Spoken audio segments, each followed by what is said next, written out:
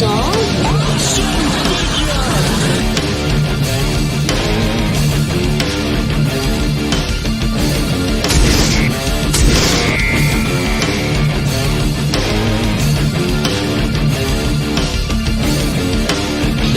can do it. Wonder Wheel. I don't want to go through life being a Wonder Wheel murderer.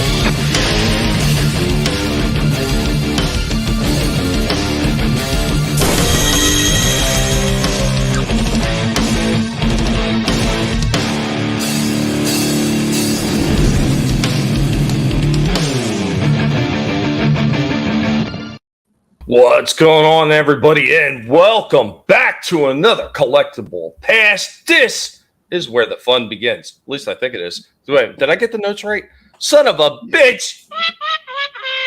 But of course, we're joined as always by our wonderful co-hosts here, along with the collective, because they put up with my terrible nibbling ass. We got Vinnie Art. Hey, man, what's up? Hope everyone is doing well, or the equivalent of okay. At least that. I don't know one person who's doing like I'm doing great. It's fantastic. I have yet to meet anyone like saying that recently. I don't know. Every day I get up and I'm like, and all day long, I put up a dog's ass. Just bang, bang, bang up his ass. That's my pleasure. Don't put your foot up a dog's ass. And of course, we're also joined by the co-host. We got Trina from Real Horror. What's going on, Trina? Hey, how's everybody doing? Hope everybody is doing well and good to be back. I'm totally out of it. I like woke up minutes before I jumped on the stream, so don't mind me. But yeah, hope everybody's having a good night. We're all hanging in there. Evening, noon, night, morning, whatever it else is that you do. But Trina, thank you for joining us again. It's always a pleasure to have you on. We are missing our other co-host. Big thoughts and prayers of him as he's going through some stuff right now. He will be back eventually. Slasher is gone, but he is not forgotten. He will be returning once he's feeling up to it again. And thoughts and prayers out to you, buddy, as you're recovering.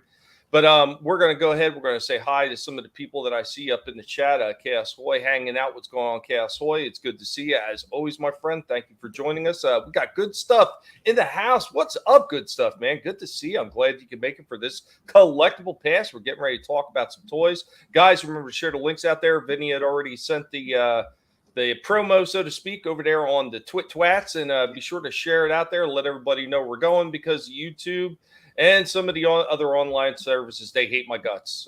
Most hated guinea pig on YouTube and a lot of other places, apparently. Vinnie, congratulations. Our good buddy Vinnie over here just surpassed 3,000 subs.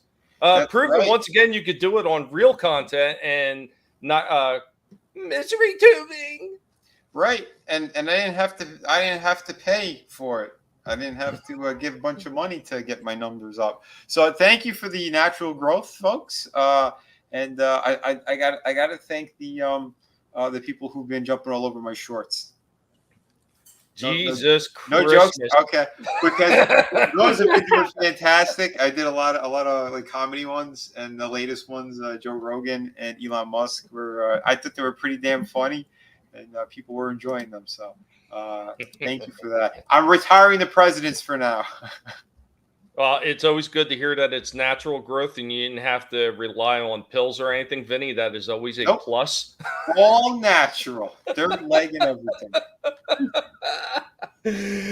Okay, guys, let's go ahead and get started with some toys. I'm going to lead us in, and I'm going to start off with something that I'm bringing back. I didn't have a chance to bring these up the last time that I was on, like fully on a Collectible Past. Vinnie helmed the show last week and did a marvelous job as always, but I mean, I wasn't able to bring any of my extra stuff there. So we're going to start off with something that was added not that long ago, but it's become another segment as part of Collectible Past that I always think is fun, digging into some of the stuff from a long time ago. So let's go ahead and get started. And this is your old school toy time.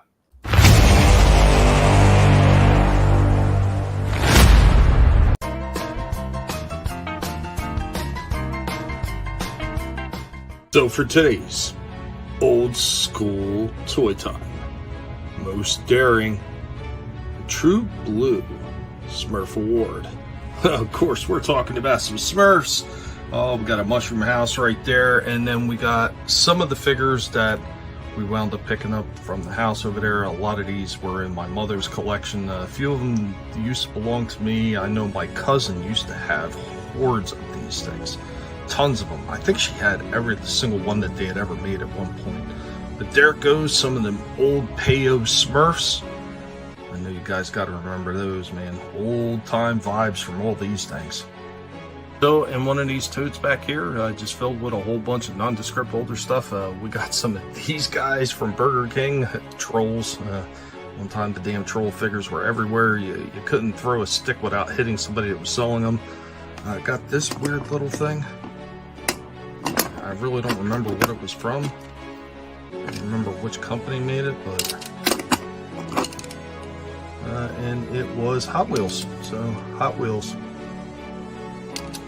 Doesn't say the branding that it was for, but yeah, that little shark truck.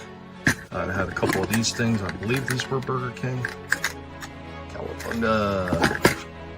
Leonardo First Degree Ninja. And he was supposed to have a suction cup on the back end. It's supposed to pop up. But there it goes. Hanging out behind there. And then this weird looking thing, which I cannot figure out where this came from, but it's got a little like key thing in the back, and it's supposed to turn it and it flips down like that. Really weird. Don't know what it's from. Anyway, guys, this was your old school toy time.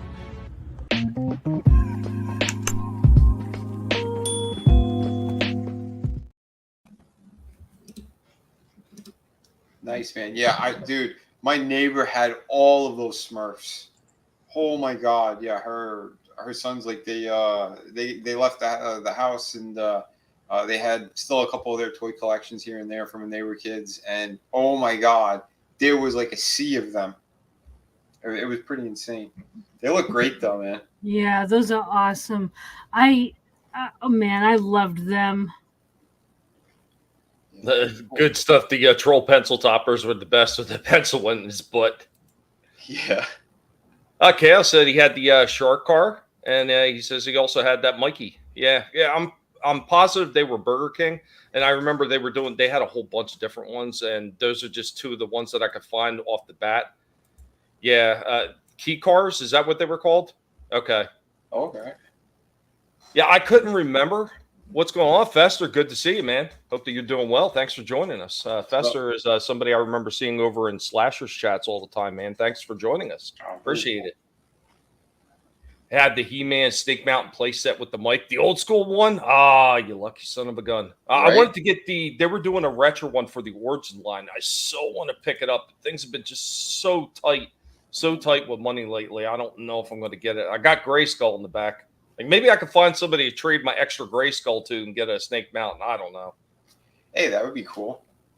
That's awesome. I talked to him yesterday on the phone for a little while. So he was saying he's hoping to be home tomorrow. Hopefully that is the case. Fingers crossed, man. Because, yeah, we're still sending great thoughts and prayers to him for sure. Awesome. Good stuff. Yeah, the original. Nice. Very nice. Yeah.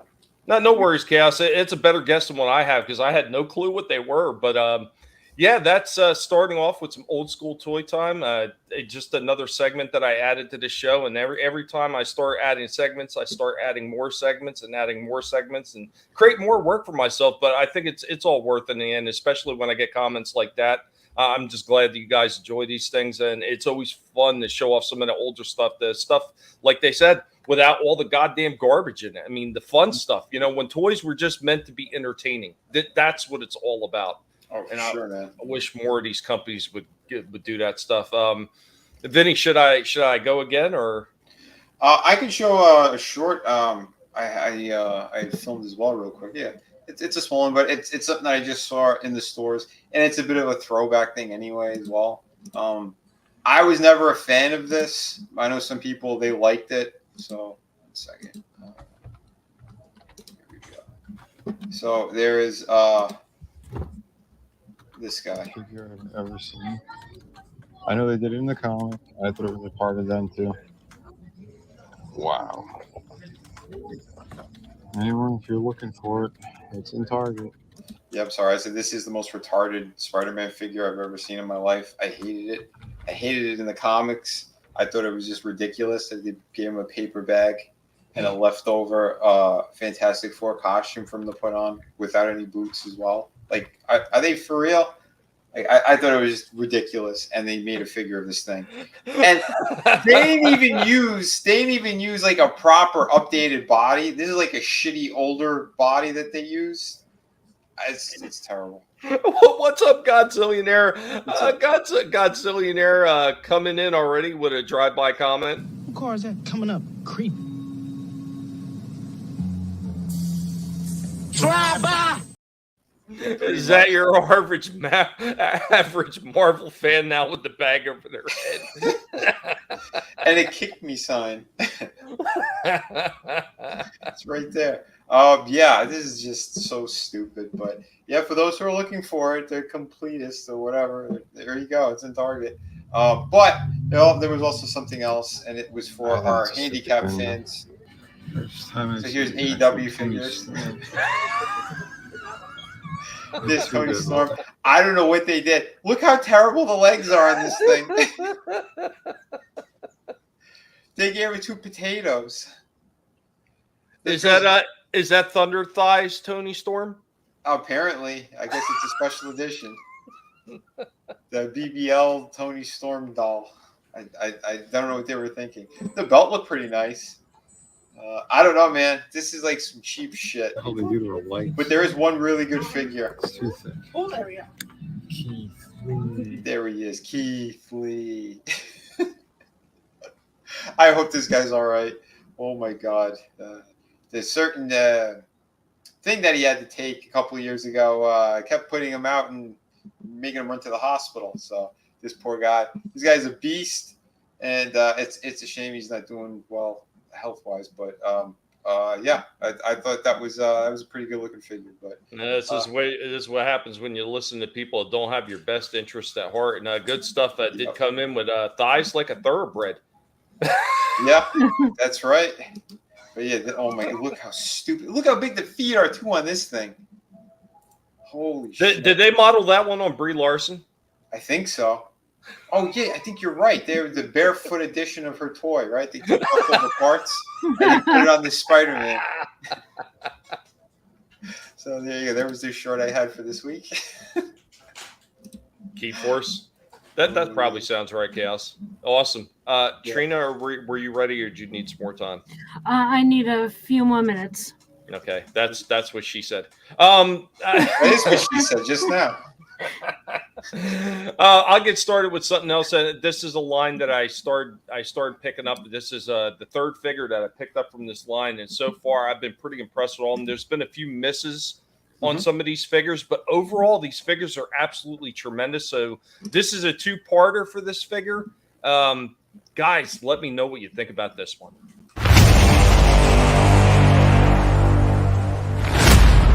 Welcome back, because we are hanging out with Rorschach, the superhero pig.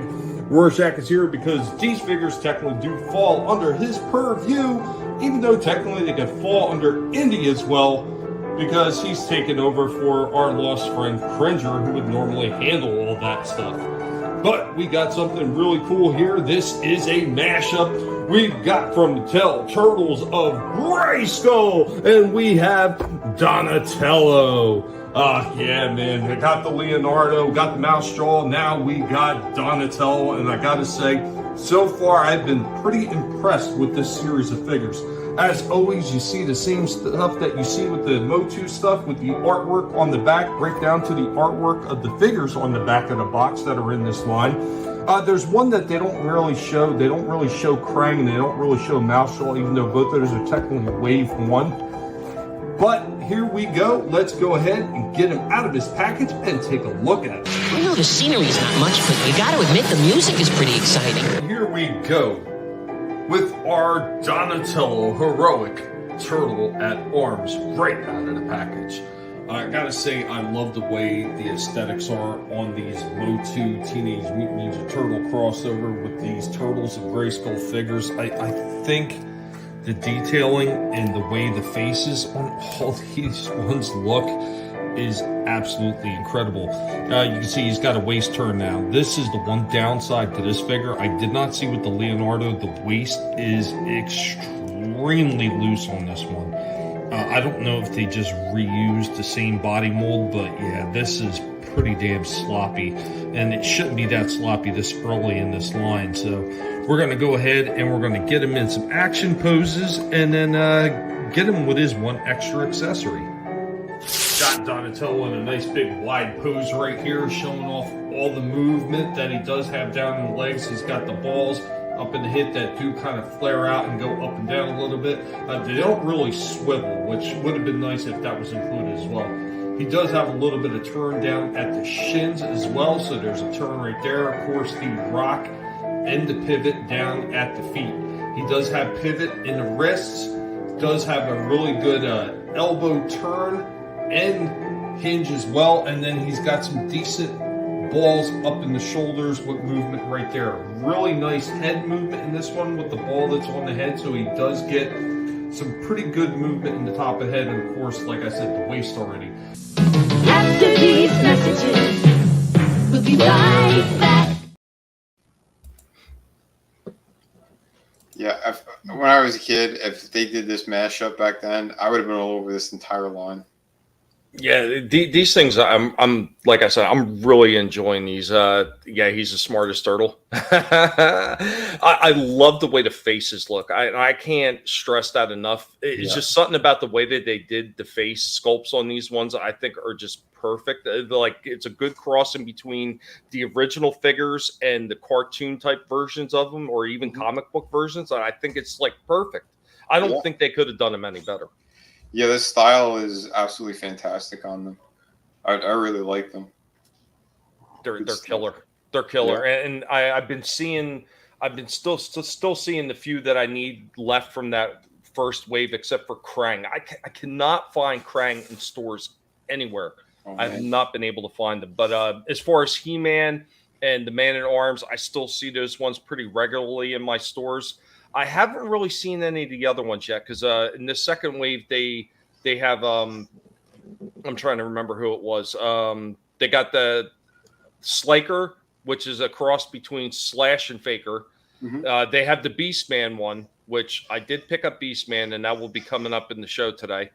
I think they did Raphael, and there's one other one. I forget what the other one is. I don't remember if it was Shredder or who it was, but I haven't seen any of them except for the Beastman.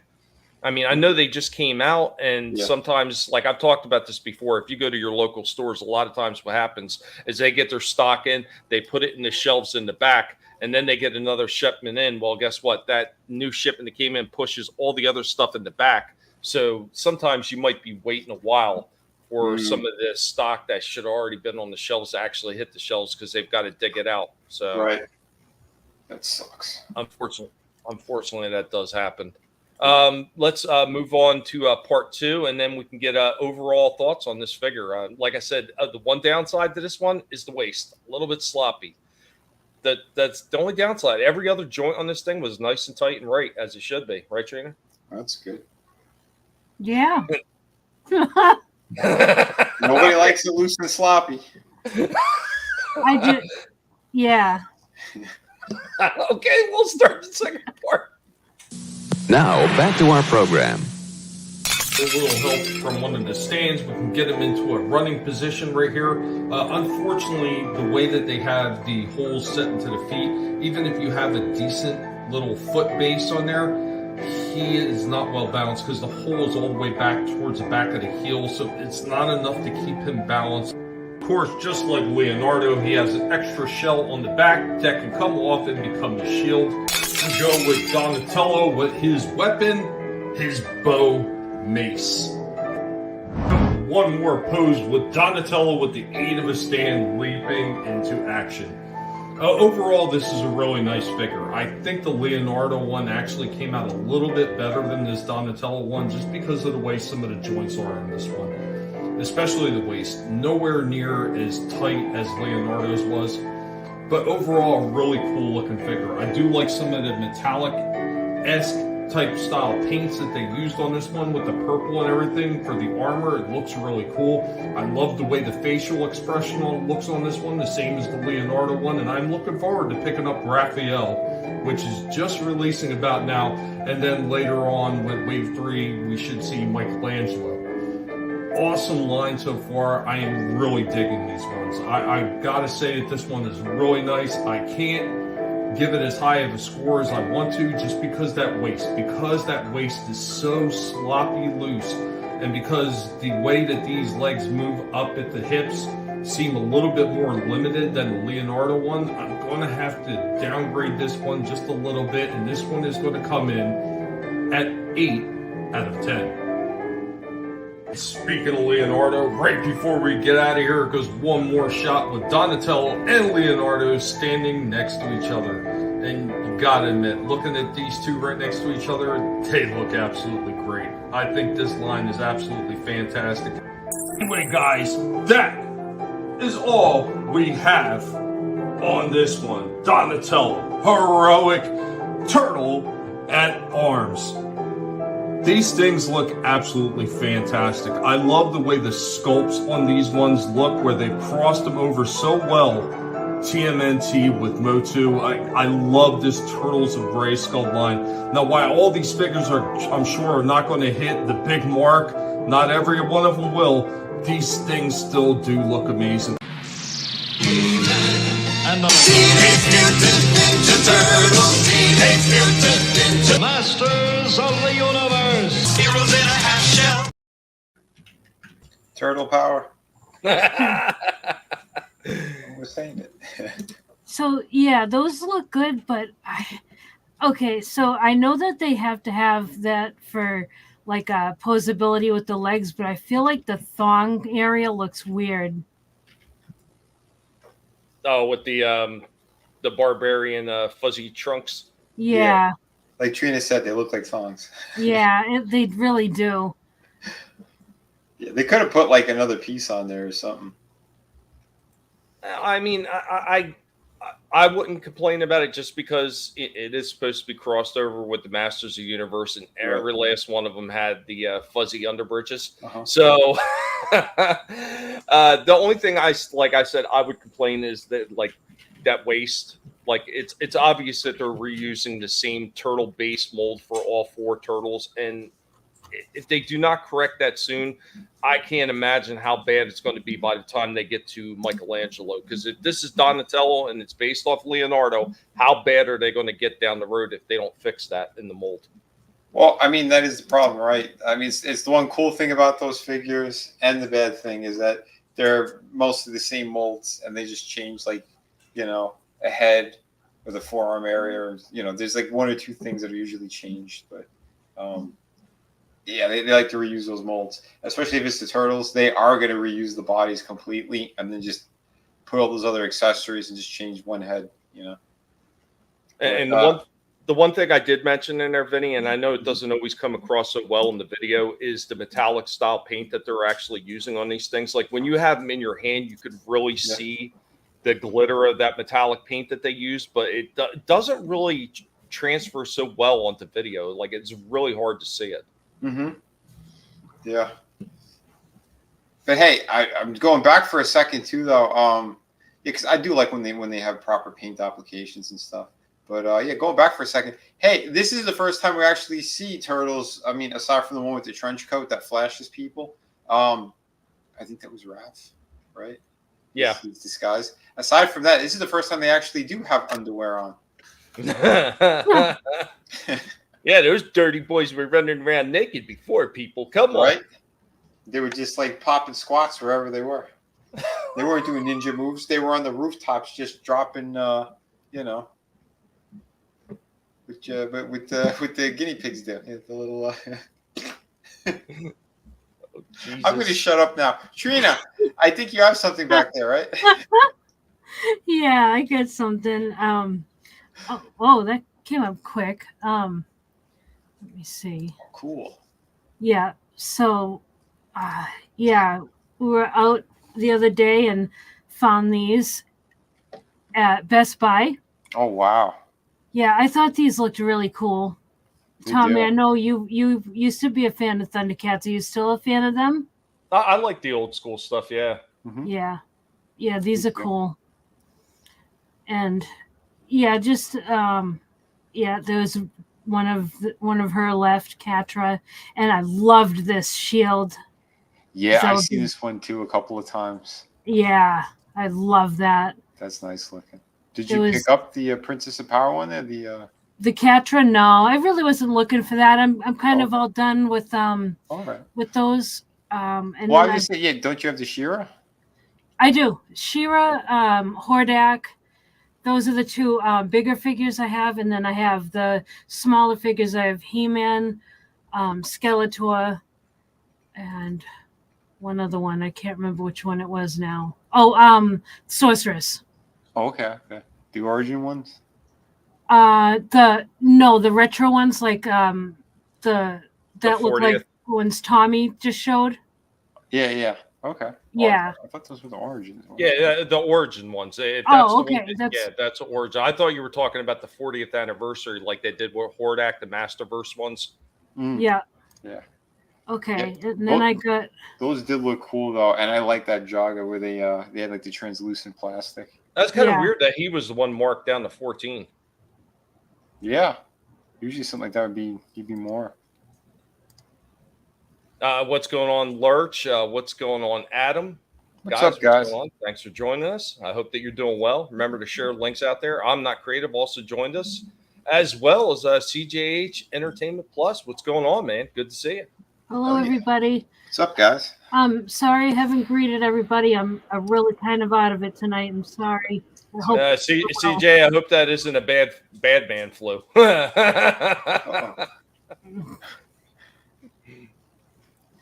Yep, and then I've got this. Can you share this other screen? Yeah, this one is cool. Oh, it's a life-size helmet. Yeah, these are big Lego sets. These are awesome. These are wow. also at Best Buy. All different kinds of Lego sets. I know it's new Star Wars stuff, but I just wanted to show them because they really do look awesome. Yeah. Oh, that R2 looks fantastic. Well, Yeah. some of that stuff is the older stuff. Like that was a clone Just trooper helmet. repackaged. Yeah. Yeah. But And- gee, I didn't know your Best Buy turned into a freaking toy store. Mine Yeah, has a they- handful of things, and that's about it. Yeah, they took out all the. Oh, yeah, and did you guys see that? I can't rewind. I don't know how to rewind this, but did you guys see that Polaroid set? Oh, and yeah, kind of quick. It'll wrap around. Yeah, it'll go around again.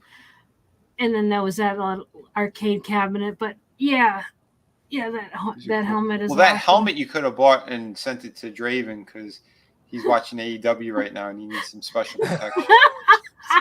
I'm sorry. Okay. But no, yeah, these do look pretty cool, and the ships are always awesome. Yeah, these were very impressive. That like you said, that R2 man. Yep. And Yeah. the Falcon. Yeah, Nice. and then where is it? Yeah, like that rocket and down here. See that Polaroid thing? Oh yeah, that is cool. Yeah. I know Mario. a couple of my stores they carry the ones that look like old ColecoVision, Ataris, and stuff like that too. And the first time I seen it, I was like, "Wow, did they have a retro Atari?" Oh, wait a minute, that's just a Lego set. Does it look that good? Yeah. So that's I thought those were cool. I really do love those. Like, they didn't have these kind of Lego sets when we were kids. No. But I mean I think these are for adult collectors anyway, because I mean look how intricate they are. But the prices are pretty high on them too, aren't they? Very high. I can't believe how high Lego prices are. That was one of the things I'd seen a while ago. Like a lot of these sets are sitting somewhere around the $3 bill range. Yeah, jeez. Yeah. And again, it's something you have to assemble on your own. 1, 2, they're solid pieces. So it's just like they're simple molds. So there's no articulation. So I don't understand why they would be that much. I know, because like so you come up with the plan for what you want it to look like. You put it in the computer, and then everything gets configured. So really, there's absolutely no need for it. Yeah. There's less thought in there. What's up, Sim? Always good seeing you, bro. But yeah, what up, Sim? Those are cool. Hey, Sim, how's everybody doing? Yeah, but the prices are Yeah, Lego sets are Chappelle level high. They absolutely are. Holy shitballs. Mm-hmm. And I hear you, CGH. I know. I know a few people like that. Yeah. We all have our own ways of dealing with things, but pretty cool stuff. Better, man. And like Vinny's saying, it's kind of surprising. That's what Best Buy is leaning towards now. I mean, they got rid of all their physical media. I guess they got to try to find some way to freaking make money now. Well, they're phasing out the games too. Last time I went, like that's what took the place of the movies on like the way out, like on the line there to pay for your shit. I noticed that, and they're sparse. There's not a lot of games to choose from. There's a couple here or there, and it's I guess stuff that just won't sell. But I'm sure they'll eventually lower prices, and then one day, boom, all gone. Mm-hmm. Yeah, because they had a good selection of games. What I looked at was the Nintendo Switch games, and I would have gotten a couple of them. Like they had Luigi's Mansion 3, and I've been wanting that, but it's just the games. They're just too expensive, and I just couldn't get them. But yeah, if they were to lower those, I would definitely pick those up. Yeah, because I want to try that one too. Yeah, the Switch games are beautiful. Yeah. Oh, sorry. I was gonna say real quick before we get off the subject of Legos. That is the one thing about a lot of those Lego sets, though, even though they're high priced, most of the time they don't lose value. So. Okay. Well, yeah, go ahead, Vinny. Yeah, they shouldn't lose value because again, even if someone really plays with that and like, what are you gonna do? Take parts, pull them apart, and like nothing's gonna get loose on it. You know what I mean? It's the only thing is that you might lose a piece here or there, but yeah, they shouldn't depreciate at all. I was just the video game wise, I am surprised too because like the graphics, holy crap, did they hold up? We were playing we started Resident Evil 6, and Tommy was having a ball last night with the amount of times that good old E-Tupper was killing my character. But the graphics on Resident Evil 6, oh my god, it really held up on that system. I didn't know that it would. I didn't realize how powerful the Switch is. But it looked gorgeous, and he noticed it, in a big way as well. The lighting, the whole kind of atmosphere of the game, and how quick it was. Because it is more like kind of action packed, that game. The Reaper Pig having a good time laughing at people dying on a video game? Nah, never. It's funny too because he was looking at the ETEP screen and I was looking at mine because I'm fighting this giant monster, waiting for him to try to save me because he had to punch in these numbers or do something that it's going to move the machine that I was stuck on, and I didn't know it, but Tommy did because he just started laughing. I'm like, oh great, my character's dead again, and then he's like, yep, because ETUP would not hit the sequence the way he was supposed to, and then he would just kind of like, did it work? Of course, it didn't work. Yeah, put down the edibles, son. What's going on, Scrambles? Scrambles had popped in. Luigi's Mansion 3 is good. What's going on, Scrambles? Awesome. Good to see you. Oh, yeah. Cool. Good to hear that. Thank you. Chaos Hoy, I hear you. A lot of people think that way too. When video games go all digital, I'll pirate them instead of buy them because I don't trust these companies. And that's the thing. Chris has talked, a bunch of other people talked about it. They've been doing it for years with a lot of video games.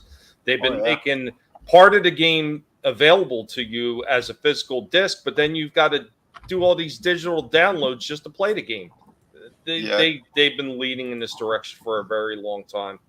For sure, man. Yeah, it's crazy. But I mean, we did the Resident Evils because they were on sale. They were only they were under $10 each, and it's like, yeah, let's go ahead and grab them. So Well, yeah, because like I understand what Scramble is saying, because I kind of struggle with that as well. Like all the gaming is going digital because eventually it's going to just all be I'll be digital. There's not going to be any physical games. I think Which is Nintendo will horrible. probably be the last holdout.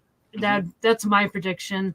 But yeah, I struggle with that as well. My husband and my kids, they all do they're PC gamers, so they get certain titles off Steam and they save them to their hard drive. And the only good thing is that you can save them, to an external hard drive, and keep them. And like, say if the title isn't available anymore, it doesn't disappear off your library. It still stays in there, but still it's digital, so you could absolutely lose that all.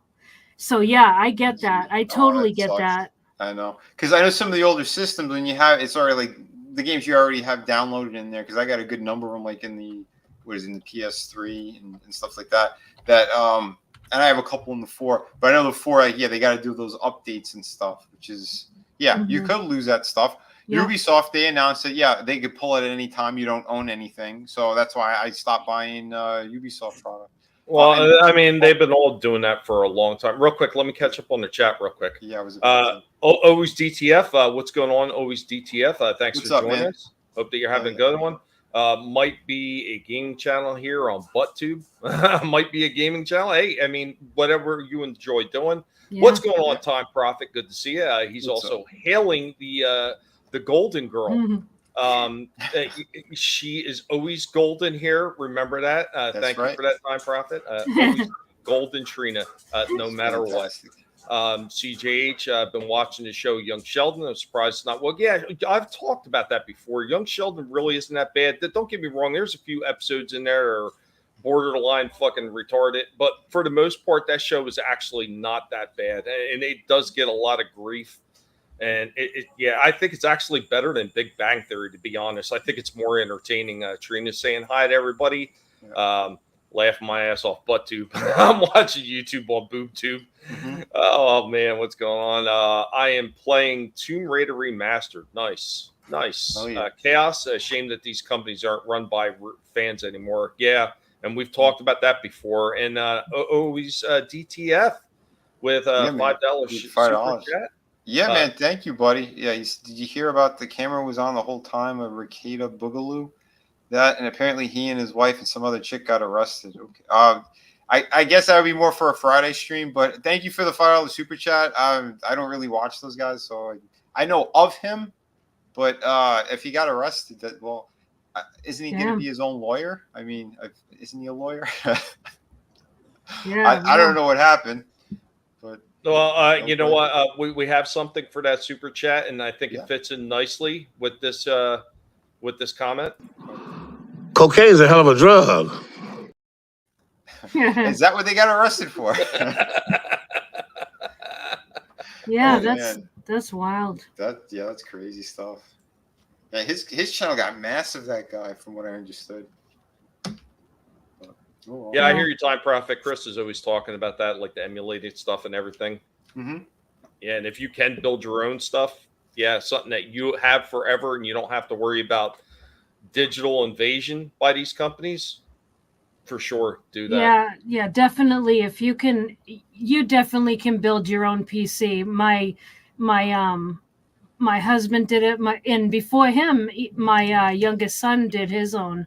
So yeah, totally. And you can pick out your own specs and everything. You'll have a really nice system, and you can future-proof it. Nice. Yeah, I hear you, Chaos. And CGH, that's pretty interesting. They're doing a spin-off show of Sheldon's older brother. Nice. I enjoyed his character on Young Sheldon. I thought he was pretty hilarious. Xbox going full woke. They've been going that way for a long time. That's why when I said when they took over World of Warcraft, I was like, this could be nothing but bad. Nothing but bad. Yeah, it's wild stuff, man. But I don't know. I heard more stuff too, like with that video game crap. Everyone was talking about the Assassin's Creed. Now they just confirmed that the Black Samurai is also gay. But of course, if you're going to go full in woke, just show them how freaking absolutely retarded you are, so nobody wastes their money on it. Well, then I want to hear that he's also trans.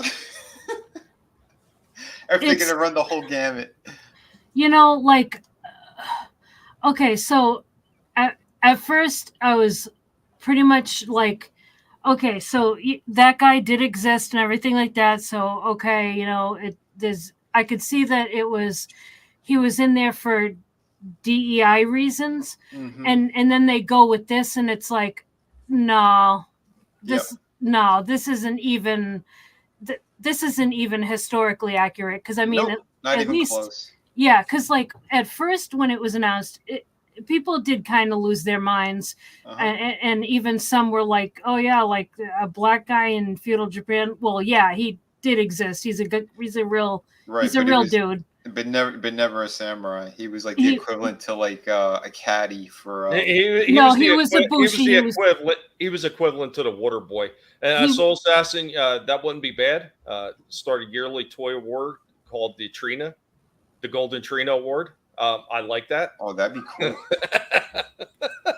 Is that Trina? Are you gonna pick like the best figures that we review during the show, and then you give them the golden award? No. No. Well, what would the award be? A coin? Yeah, we'll just flash it on the screen. Like this is the figure of the week that got the special gold coin by Trina. Yeah, we should do it. I mean, it's a thought. Why not? Yeah, I hear you, Time Prophet. I do that all the time. Usually that's because of dirty strings. Him and his wife were arrested. Oh, okay. Yeah, right. If buying isn't owning, then pirating isn't stealing. You know, that is a perfect way to look at it. Mm-hmm. GT, baby. Trying to catch up on all this chat. Holy crap. He was arrested for possession. Nice. Well, yeah, I didn't watch it anyway, so it don't bother me. Jeez. It is what it is. We divert a little bit, but then we get right back into toys. Pizza Tower. I think I'm almost caught up on the chat. No, I'm not even close to being caught up on the chat. Holy cow. I built my own PC and got dual monitors too. Cool. It's all good, man. We'll be doing it Friday. Yeah, absolutely. Vinnie will go into depth on all that stuff. You hate the Big Bang Theory too? I didn't hate Big Bang Theory. It did have some garbage to it, but I think overall it was still entertaining to watch. So I watched a couple of seasons and kind of sporadically. They were okay, but yeah, the later ones I didn't watch any of those. Yeah, hopefully not scrambles, but you know how a lot of this is now anymore. Everybody feels like they got to bow down, and that's why a lot of these toy companies are suffering as well, because they just feel like they have to fall in line with what everybody else is doing, and they just haven't learned what everybody else is doing is losing them money. Yep. Now, I try to be as right as often, Adam. You know me. Mm-hmm. But, yeah, Cobra Kai. Don't buy digital. Yeah. All right. I think we're almost caught up. Holy crap. I'm almost caught up. Trina is a golden girl. She is. And we've got the coin. We got the coin to prove it. It's right there.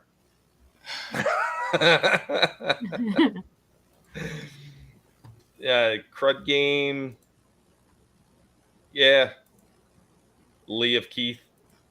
But yeah, let's get back into toys. I think we diverted enough right there. So as I mentioned, the other figure, Turtles of Grayskull, and I like the way this turned out. But after I show off the two parts of this figure, I'll stop in the middle so you can initial thoughts, and then I'll play the second part. I will say something about this figure I didn't find out until after I'd already filmed it and finished doing the review. So it was kind of interesting, and I kind of laughed a little bit, but here we go.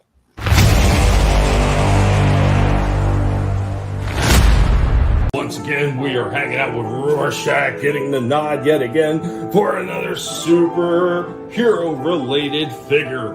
Once again, this is the same thing as we did with a previous one where it could have been Indy as well, but Rorschach gets a nod today as we are again going into Turtles of Grayskull. We got Wave 2, and we got Beastman, Undercover Henchman. Once again, enjoying the hell out of these Turtles of Grayskull figures. I love this mashup of Motu and Turtles, and this one looks pretty cool. Of course, once again, artwork on the back, and like every other one, this one comes with a comic book telling you a little bit about the story.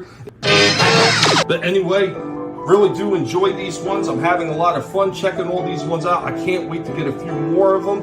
And let's go ahead, let's get this one out of its package, and let's take a look at it. But that doesn't mean I have to like it. Here we go with Beastman, Undercover Henchman, right out of this package. The helm is removable, and I will say that this helm does not stay on the greatest, because I actually had this thing fall off multiple times as I was just trying to get this thing onto the stand. But underneath all this armor, which can come off, you do have a regular Beastman figure. Don't work. Don't work. Don't work. Here we go with our Beastman in another pose. As you can see, he's got a turtle shield as well. I guess that's because he's a henchman in disguise. Kind of working with the good guys from what I understand, just from a cursory glance through some of the story form. But I won't know that for sure until I finish reading the mini comic book. But standard Motu posability on this. He's got a waist turn. He's got knee joints. He's got a good range of movement up in the hips right there. He's got a turn down at the shins. He's got rock and pivot down in the feet. He does have a little bit of pivot up in the wrist, but it is a little bit limited by these almost like bracers that they have molded into the end of his arms. So on the one side, definitely gets in the way. The other side, not so much, which is kind of weird. He's got a decent elbow joint that also has a twist, so you can turn the arm all around in different positions. And of course, the standard socket joints that they have up in the shoulders for flaring out and of course spinning all the way around. Decent ball up on the head, so you can get some pretty good movement out of that. So, so far so good. Let's get his other weapon out and check that out. After these messages, we'll be right back. Yeah, he looks good.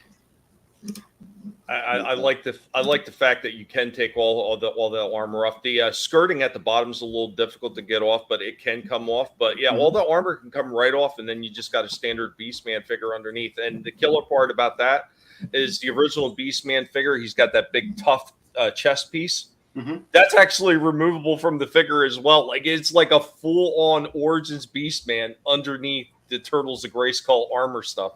See, that is cool. I like that they did that. Yeah, I thought that was pretty cool. I'm telling you, I'm enjoying these ones, and I think the coloring it seems a little bit brighter than the Origins. Almost seems bright like the Filmation version that they're putting out. Uh-huh. But I don't mind that. I think it works very well with this line. So nice. Time Prophet wants to know if we're going to find the culprit who put graffiti on my wall. We're still looking for him. I'm pretty sure it was Rorschach, but I can't prove it yet.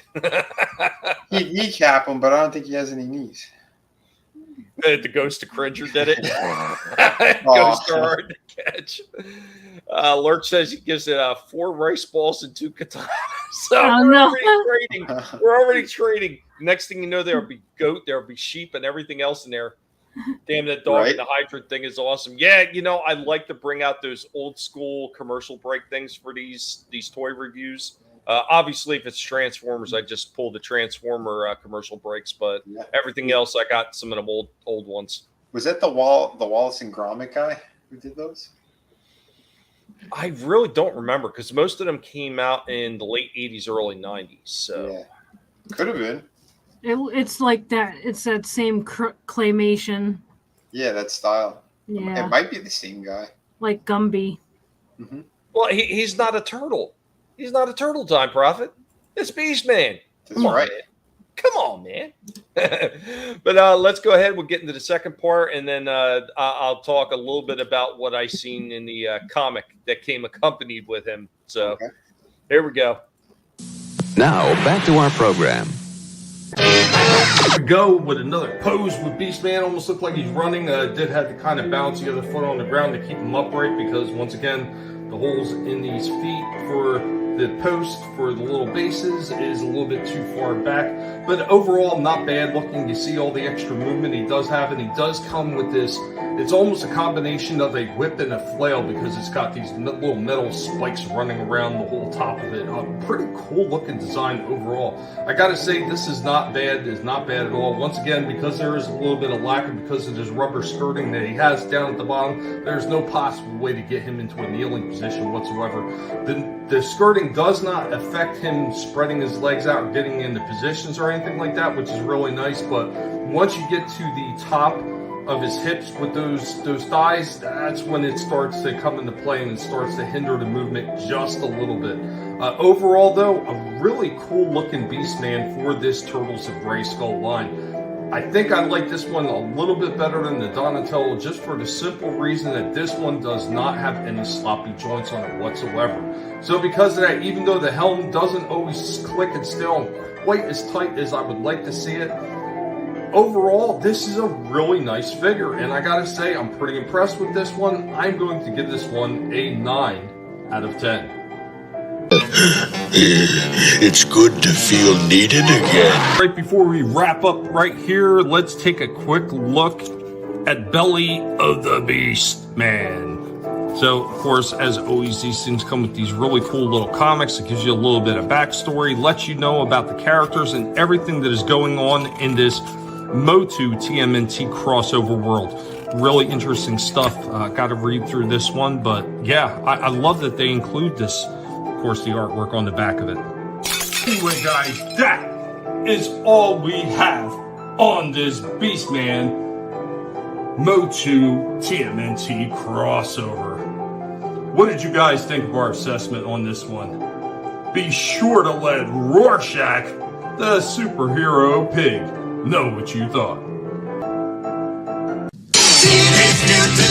The masters of the universe. Heroes in a half shell. Turtle power. I beat you to it. That looks really good, and I do like the comic book too, man. That looked good. Yeah, it really did. Mm-hmm. Yeah, always DTF. I remember as a kid, my favorite toy was a small Naruto figure. Played with that thing for years, and one day I somehow managed to break him in a weird way. It happens. That sucks. Dang. I know that's happened to me too with a couple of older figures. That man, I remember as a kid, I'm like, oh no, like you see, it's always your favorite figure that breaks like that in a weird place you can't fix it. Yeah, every single time. I'm not creative. Yeah, and that's why I said it's like a whip, but it's like it's like a weird like flail type of spiked whip. Like it's really weird. The design is neat though. It's pretty interesting. Because it comes with a turtle shell, and that's what I got really confused with. So all the heroes come with the turtle shell. He's upping up to 3 oranges. Holy shit! Wow! Wow! Look at that. Good bartering skills there. Yeah, man. There's no animals on that one though, and I'm very surprised. But yeah, like all the good guys seem to have the turtle shell. So Man at Arms comes with a shell, shield. Donatello, Leonardo, Raphael, Michelangelo, all those guys that are the good guys all have the shield, and even the Tila that they're going to be releasing has a turtle shell shield. So that's why when I seen him with the turtle shell shield, I was like, is he supposed to be a good guy? But it says henchman in disguise. So as I read through the comic, it's a small segment of where he goes to these guys and he's trying to explain to the Turtles and Tila and Man at Arms of what's going on. And he says, I could take you to where they're trying to do something so you could destroy the ooze and all this other stuff. And then when he gets there, Skeletor's like, thank you, my henchman, for leading them all into a trap. So he wore the armor to go to the good guys, play on their emotions just to lead them into a trap. And that is the whole history behind this figure wearing that armor. And I thought it was hysterical. It's just one key segment in the story, and that's it. That's the only reason he's wearing the armor. Oh, man. I do like it, man. He does look good. I haven't seen him yet in stores. Yeah, I've seen him a few times. Nice. I just haven't seen any of the other ones yet, though. Yeah.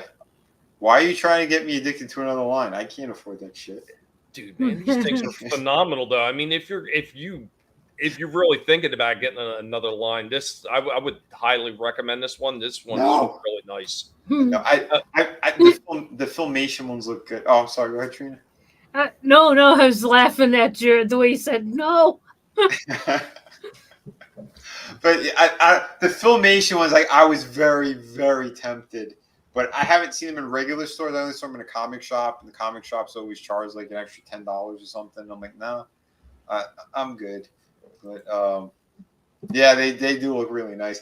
And what's crazy too is because the packaging looks so good on them. That's like you don't even like if you get them, you don't even want to open them. I mean, they the way they got them set up, they look really good just in the packages too. Yeah. Like you're saying, like you could literally just set them on a wall and they will look great. Me, I have to open these things up and check them out. Well, that's the problem too, because I don't know, I'm like that too. I got to figure, I want to open it. You know, it's rare. I have a few things that I will not touch that they're staying in package, but if it's something that like I really, really wanted to get like that, if I find them on sale somewhere else, and I'll get one to open. But it's nuts. But I'll jump into something here. Which well, real quick, I just want to say, Vinnie, I mean, you really should think about this. I mean, these things are a lot cheaper than a lot of the other figures are cheaper than GI Joes. You know, they're coming in at about $20 a figure, buddy. I mean, these fit a little bit better into the economy right now for you, and you should really think about this. Especially if you go to Target, you probably catch them on sale, and you could wind up buying the whole line. You're like a drug dealer trying to sell to Hunter Biden, and he's going to say yes, but I can't. But Vinnie.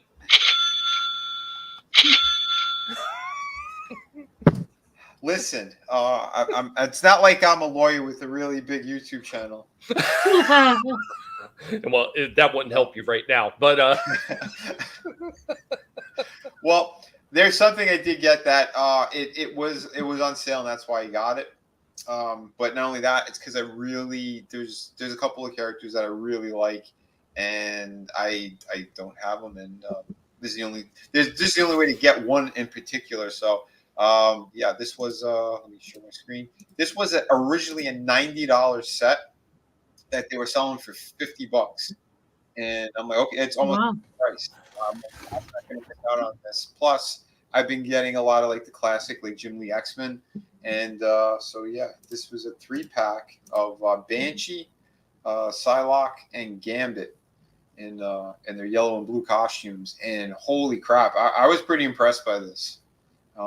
There are shortcomings on these figures for sure, but overall they did a really nice job. And this is Hasbro using their old crappy packaging of cardboard only, and it's infuriating. It really is. Like, it looks okay for what it is, but that should have been a window where you could actually see the figures. But the packaging on this was dog shit. Opening it up, but again, like they had more. It looked closer like to the CG renderings that are on the box. So like I don't know. It's like they were posing them in whatever program they made them in. But they are very clean. The actual product itself, it is very nice. The details are there, and I like that they're using that new technology to make these figures with like the digital painting for the like the eyes, the makeup, and the kind of extra little complexion and stuff that they put on there. Like they did a really good job. And I think that Gambit head sculpt is one of the best head sculpts I've ever seen on a Gambit figure. They did a damn good job with it. So yeah, look at this terrible packaging. Look how stupid this is. And they're wrapped in that tissue paper. And again, this is just me opening it as is. I didn't take them out beforehand or anything. And look at this crap. Tissue paper.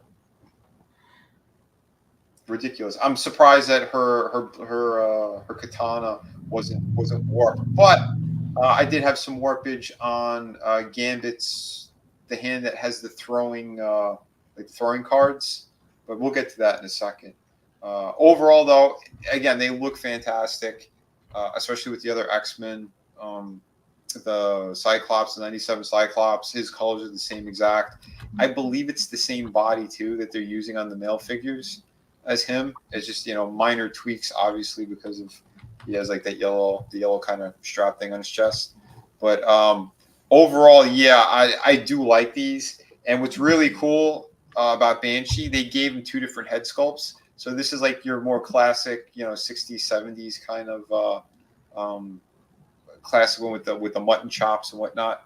But they do have a more modern one, and that's the face that's actually yelling, and it looks amazing, absolutely beautiful piece. But yeah, it's pretty cool. Just me, or does Gambit look weird in an X-Men suit? It's a little jarring, but I think because he has that black headpiece, I think that should have been probably either yellow or blue as well, not black. But, I mean, it is what it is with the design they did. The Psylocke figure, that face sculpt is really beautiful. They did a very nice job with it. Maybe the only gripe I would have is kind of how they plug the hair on. It seems like she has a little bit of a receding hairline, but I mean, the character, she's been drawn many ways that are very, very similar to that, especially by Jim Lee. So it is fairly accurate. Pretty good movement on it. Again, this is the kind of older style body, not like the Black Widow figure I reviewed. And it's a shame because she's a ninja. She should have been able to have like the butterfly joints in the arms, but they didn't do it. I mean, that alone would have really, you know, put it over in a bigger way. She has no kind of ab crunch forward, just the hula hoop on top. But I think also because of the high waisted belt, the X-Men belt with the logo on it, so that's probably why they didn't do it. But again, you go back to engineering and you make it work. You figure it out how to do it. So, but I do like that these figures they're pinless joints. So that was fantastic. They did a very nice job with that. That's injection molding to do like the double joints without any pins in it, and that's the way to go. It's a more solid joint. Nothing's flimsy, and it looks way cleaner. You won't see those little kind of drill holes on the side of their legs or arms. But again, he has a hole in his back, so that means this guy was repurposed from somebody else, which is a shame when they do stuff like that. He does have great articulation. He could look all the way down, all the way up. Some tiltage in there, but again, the head sculpt is a really beautiful head sculpt on him. Butterfly joints, arms go up. You get your bicep cut, double hinge, you know, standard kind of joints, which all look pretty good. There is a big gripe I have with him, and it is that T-Crunch. Not because I'm just not a big fan of it, but he has a major gap in the back area and in the front. You can see like a hole straight through, which is ridiculous. And I think they did it because they used the same body as the Banshee one, and I think they put the pin higher to make him look taller. And by doing that, you leave a giant gap, which is ridiculous. So to me, that's a bit of a fail. It doesn't hurt it overall because I'm not crunching him that far and I'm not arching him back that far. But it's still kind of silly that they did that. Again, the rest of our articulation is the same exact as the Cyclops figure from the 1997 wave. And really good movement, though. Very, very solid. I'm impressed at all the articulation. Yeah, they're beautiful. That's what I said. They've been stepping it up when it comes to some of these. Well, I mean, this is one of the things we talked about with Hasbro for a long time. They can do this kind of shit when they're motivated to do it. But oh yeah, a lot of times they get lazy and they slack off. Yep. Yeah, for sure. Yeah, it's kind of crazy. Because I had the same gripes with the G.I. Joe stuff. Some of them are absolutely mind blowing, and others like they went kind of cheap on them. And it's like, well, why would you kind of drop the ball a bit? This to me made no sense. Why not have that pattern exactly the same on both sides? Like they only have that's once again that's the lazy aspect. Unfortunately, that Hasbro will. Yeah, and those huge. If you saw those huge yellow kind of pieces where it's attached, the tabs, the big tabs. Like you could pull them off of the ones that go into the body, but you can't remove them off of the ones on his arms or his legs. So it's like, what the hell was the purpose of that? And that big and silly, you don't need to do that. Again, you could have put like the loophole for the wrist, or there's a couple of ways to work around it. Because the female, what's her name, Siren, his daughter, they released her, and she has ones like the loop goes through the wrist, and you could do that. But the problem is they did the back part the exact same way. It should have been equal on both sides. Put like that paint material, whatever it is, on both sides. So whatever way that you're displaying your figures, or if they're in motion, you're not going to have this kind of just half-assed look on one side, you know? So that bummed me out, because everything else about this guy is amazing.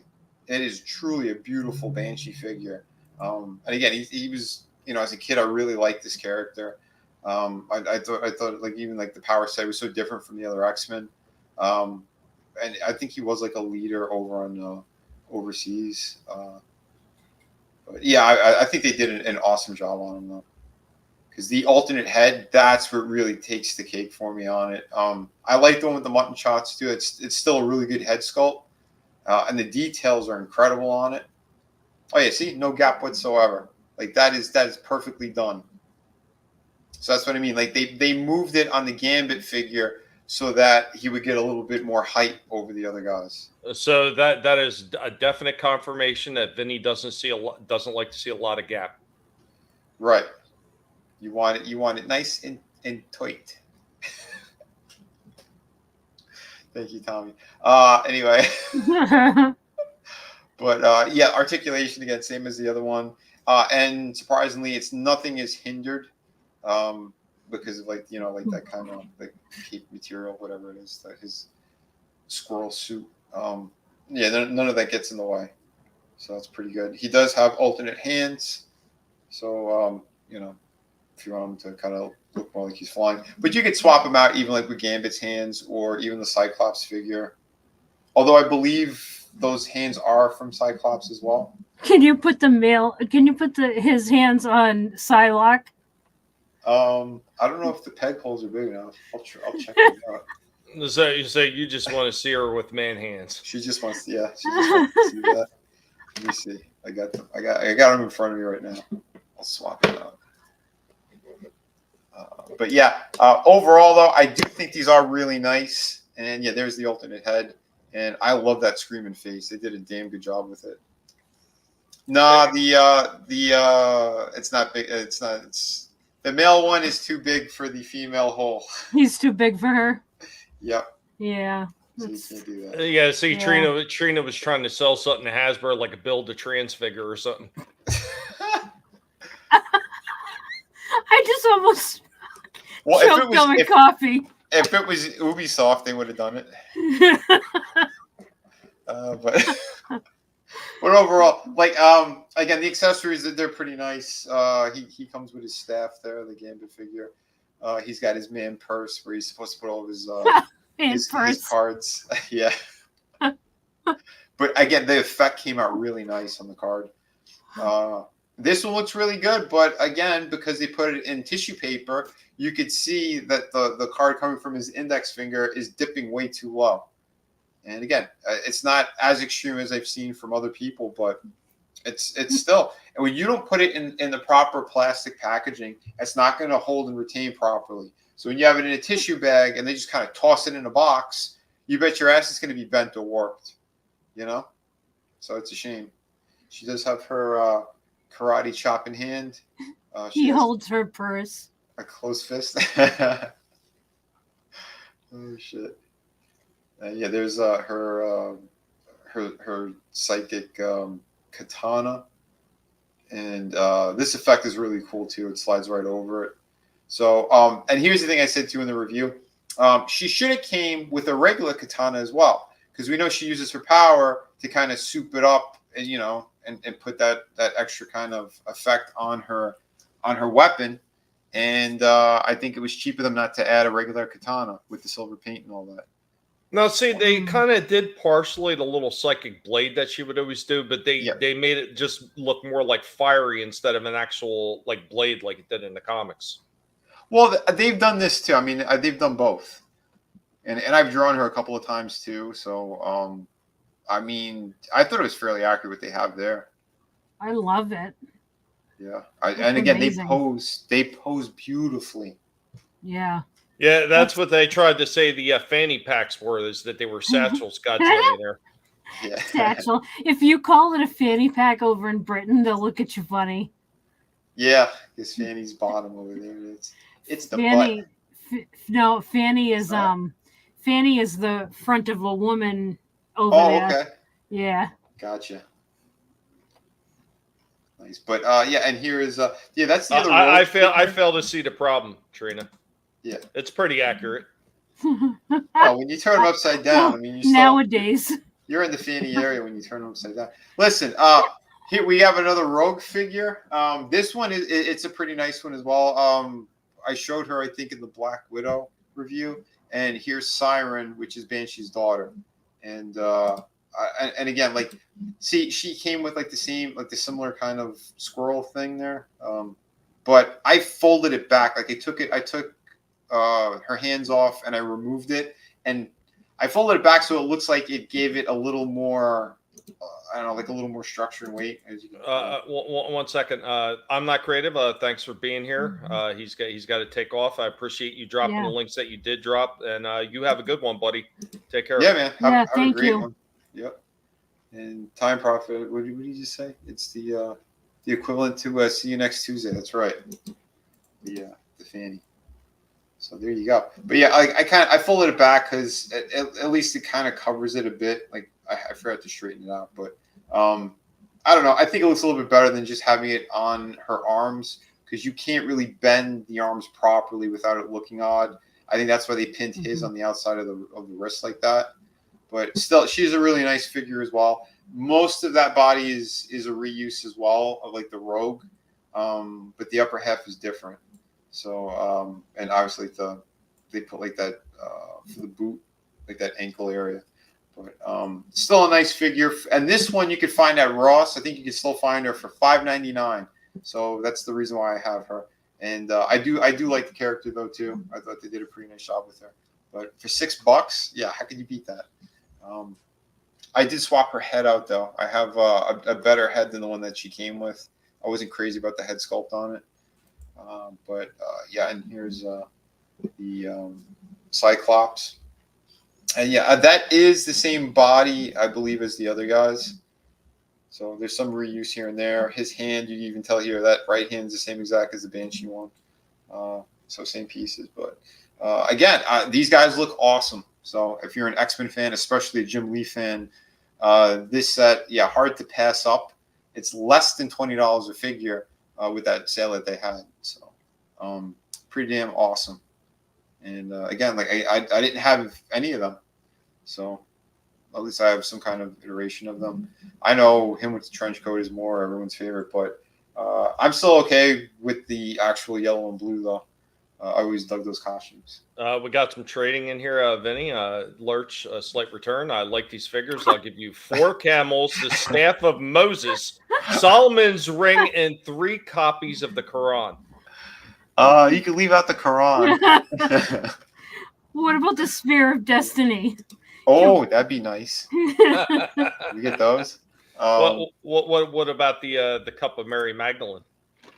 And a genie lamp. What about a genie? Yes, a genie. Yes, an actual working one though, not a cheap knockoff. Yeah, none of those cheap trinkets. We need the actual one where genie's gonna pop up and grant us wishes. What about a flying rug too?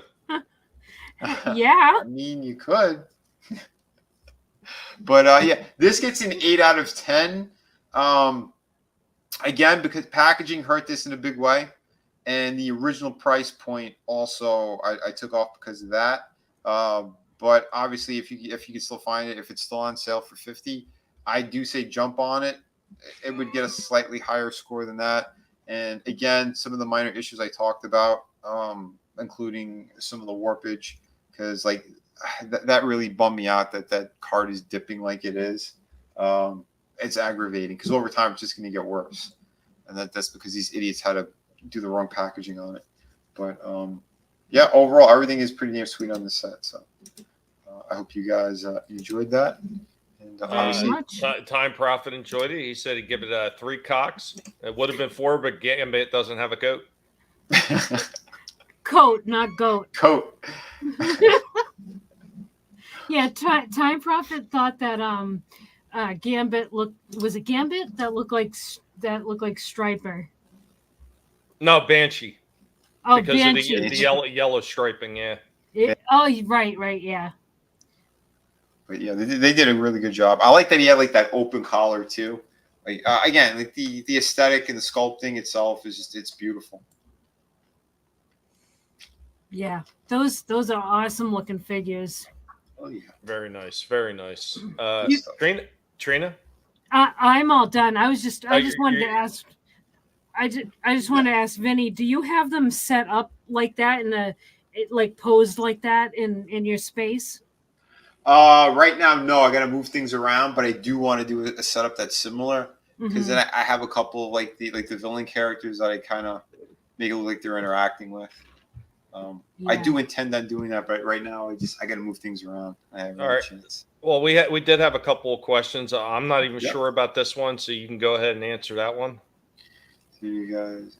Oh, I've heard of that comic. No, I don't know. Yeah, I don't have it. I don't have any of their stuff. I don't think. But they do pretty good stuff from what I've seen. I know it's very like kind of anime. I'm not going to say manga. Manga is more like the black and white stuff. It looks more like an anime, the way that they have like those characters. But what is that? Tim Lim, I think his name is. Isn't that his? The Came in America stuff. I have no idea. I saw a lot of posts that people seem to really like it. Okay, that's cool. I don't even know what company they used. I saw it in passing like a week or two ago, but I didn't look into it. I was juggling a few things. There was another question, but now I can't seem to find it because it was so long ago. It basically had something to do with like a figure being so bad, and I cannot seem to find it. Wait a minute. Oh yeah, there it is. Soul Assassin. Soul Assassin. Has there ever been a figure that was so bad it shocked you? Yep. I've had a few that were bad in way of the delivery of the figure, like that cliff jumper one. Like that one shocked me how bad that was as far as everything being able to stay together, that I tossed it across the arena on the table during the review, and then it went back to the store. It's been stuff like that. I've never had one where I would say I've never gotten one where the look was so bad that it shocked me. It's always the quality control is what is the type of stuff that shocks me on some of these figures, like how bad the quality control on some of them is. Well, I'll say there was definitely a Transformer figure that infuriated me. The blue Corvette. What the hell's his name again? I always forget. Drax. That figure pissed me off to no ends. I went from robot mode, I think, and I left them in car mode. I thought the legs were god awful on that thing. What a colossal piece of shit. I was so upset. I couldn't find my receipt either. I was furious with that figure. And see, I didn't mind the figure so much. It wasn't the legs that got me. It was the feet. The feet, because the feet were just on this stupid hinge thing, and they didn't stay very well, and they were floppy almost. It was the bottom of the feet that got me. Well, the legs, the legs itself were fine, like the thighs and the lower half of the shins, but it was right at the ankles and the foot is where I had the big problem with that figure. That figure just pissed me off. It really pissed me off. And to transform too, like I don't know, man. I hated it. I had no problem transforming it, but then again, I mean, I've been messing with those things since I was younger. So, I have too. I mean, and again, I got a pretty good sized collection since the fucking Siege stuff. Like that's what pulled me back in. I had a couple of other Transformers over the years, like just some key things here and there. I even got a couple of the movie ones when they first came out. And I got a really cool Optimus Prime that was before the Siege stuff. He almost I can't. I'll have to dig it out and show you because I can't even explain it. He has like a top part to the cabin that comes off and turns into a gun. It was red and white, I believe. And the plastic seat, it was a little bit different. You'll probably know exactly what it is as soon as I show you. But I thought that was a really nice figure. And then when the Siege stuff hit, I was like, holy crap! I was so impressed by them, and I got so many of them. Yeah, I don't need Trax was just. It felt like such a lazy, shitty figure. Well, and I got that figure twice because I got the Target release, which was the female version of Trax called Road Rage. Oh, geez. It was the red Corvette. Yeah. And the funny story behind that is the reason that there was a red Corvette is because when Takara originally did the artwork for it, the Corvette was red in the micro car line, or I mean, Car Robo line from Takara when it was part of the Diaclone. Okay. I didn't know that. I remember the red one, but I didn't know it was a female. I just didn't remember that. It's pretty interesting stuff. But let's go ahead and we're going to break in with a toy break for today. This is like a little oddball thing sometimes I pick up or just whatever. But this one, I picked a few of these up, and I was actually really happy with the find that I got in this one. So let's just go ahead and show it off.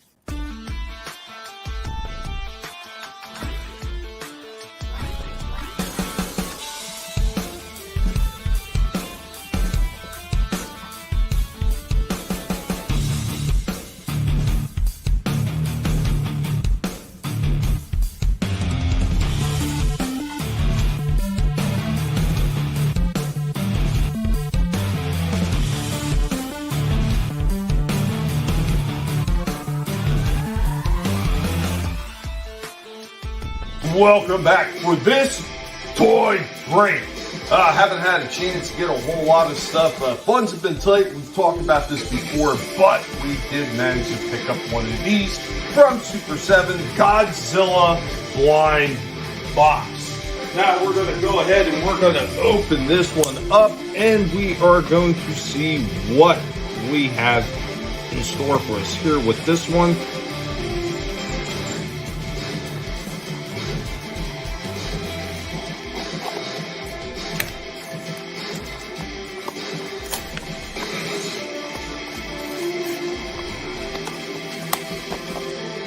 There we go. We got her all open. Got a nice sealed black bag in there. Let's go ahead and pop this bag open.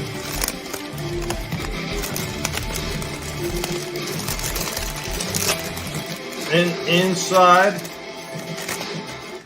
we got Mecha Godzilla. Now, this is actually the one I was hoping to get, so that's pretty cool. The arms move on it.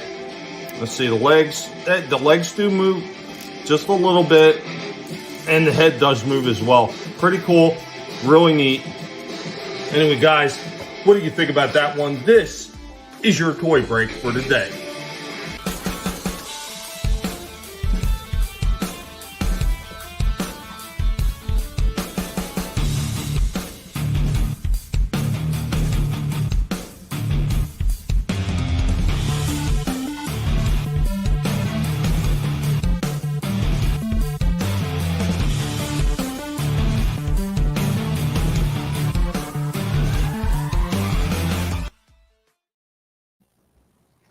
Pretty cool. What did that run you?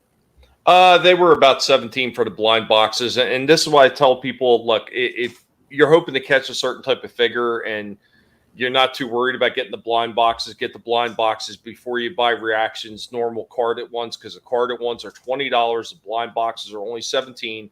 And if you're going to find a figure you want, go for the blind boxes first. More than likely, you're going to find what you want at a little bit of a cheaper price. Pretty neat, though. Yeah, and that's one of the ones I wanted because they have Godzilla from, what is it, 60 something or 50 something. I want to say it was like 60 something. Then they had another Godzilla was like 90 or 80 something. Then they have Manila, they have Mecha Godzilla, and they had Gigan. So I was either hoping for one of the two Godzillas or Mecha Godzilla, and I wound up getting the Mecha Godzilla. So I was like, yeah, Nice. I'm pretty happy with that. That was a good grab. You got lucky, kid. Yeah, I did. Three turquoise goats for Godzilla. Holy shit. That is amazing. That's a hell of a trade right there. That's a rare find. Got him a cool werewolf statue, an indie horror comic, 2 different issues of Venom, a Ghost Rider omnibus, and the first compendium of Spawn. Wow. Might have gone a bit overboard, huh? Holy crap. Yeah, he was talking about the birthday presents for his brother. Yeah, I've talked with Vinnie about some of the over the board shit I used to do for my brother because he was 11 years younger than me, and I went over the top a few times. That's killer, man. Hell yeah, Chaos. Always fight back against these bastards. And he says, glorious Godzilla. Thank you. I hope you guys enjoyed that one. We're going to move ahead into the next segment. Unless, Vinny, did you want to go again now, or did you want to wait until after the next one? Well, we were kind of going Transformers, and, you hit the Mecha Godzilla. I mean. Okay, yeah, go for it. My thing's a Transformer thing, so we'll get into it. But, yeah, always DTF, dude. That's awesome. And I don't know if you remember, you heard me say it, but, yeah, I used to be a lead designer at McFarlane Toys, so I'm very familiar with the Spawn stuff, and I was a very big fan of the first 100 or so issues. Really good shit.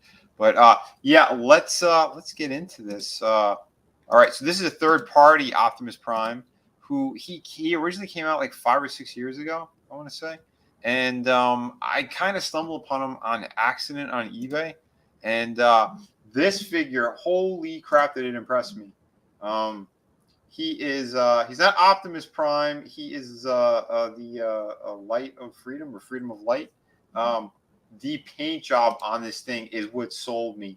That candy apple kind of red paint job. This thing is so gorgeous. Holy crap. Was blown away by it. He does have rubber tires as well. There is no die cast on him. I think maybe the Matrix of Leadership is, but everything else is pretty much plastic. He's a lighter Optimus Prime figure, and he is in the Masterpiece scale. So, and if you guys remember Masterpiece, the Optimus that they released on that guy was going for close to $500. Insanity. This thing, he gave me an offer. It was around 60, I want to say.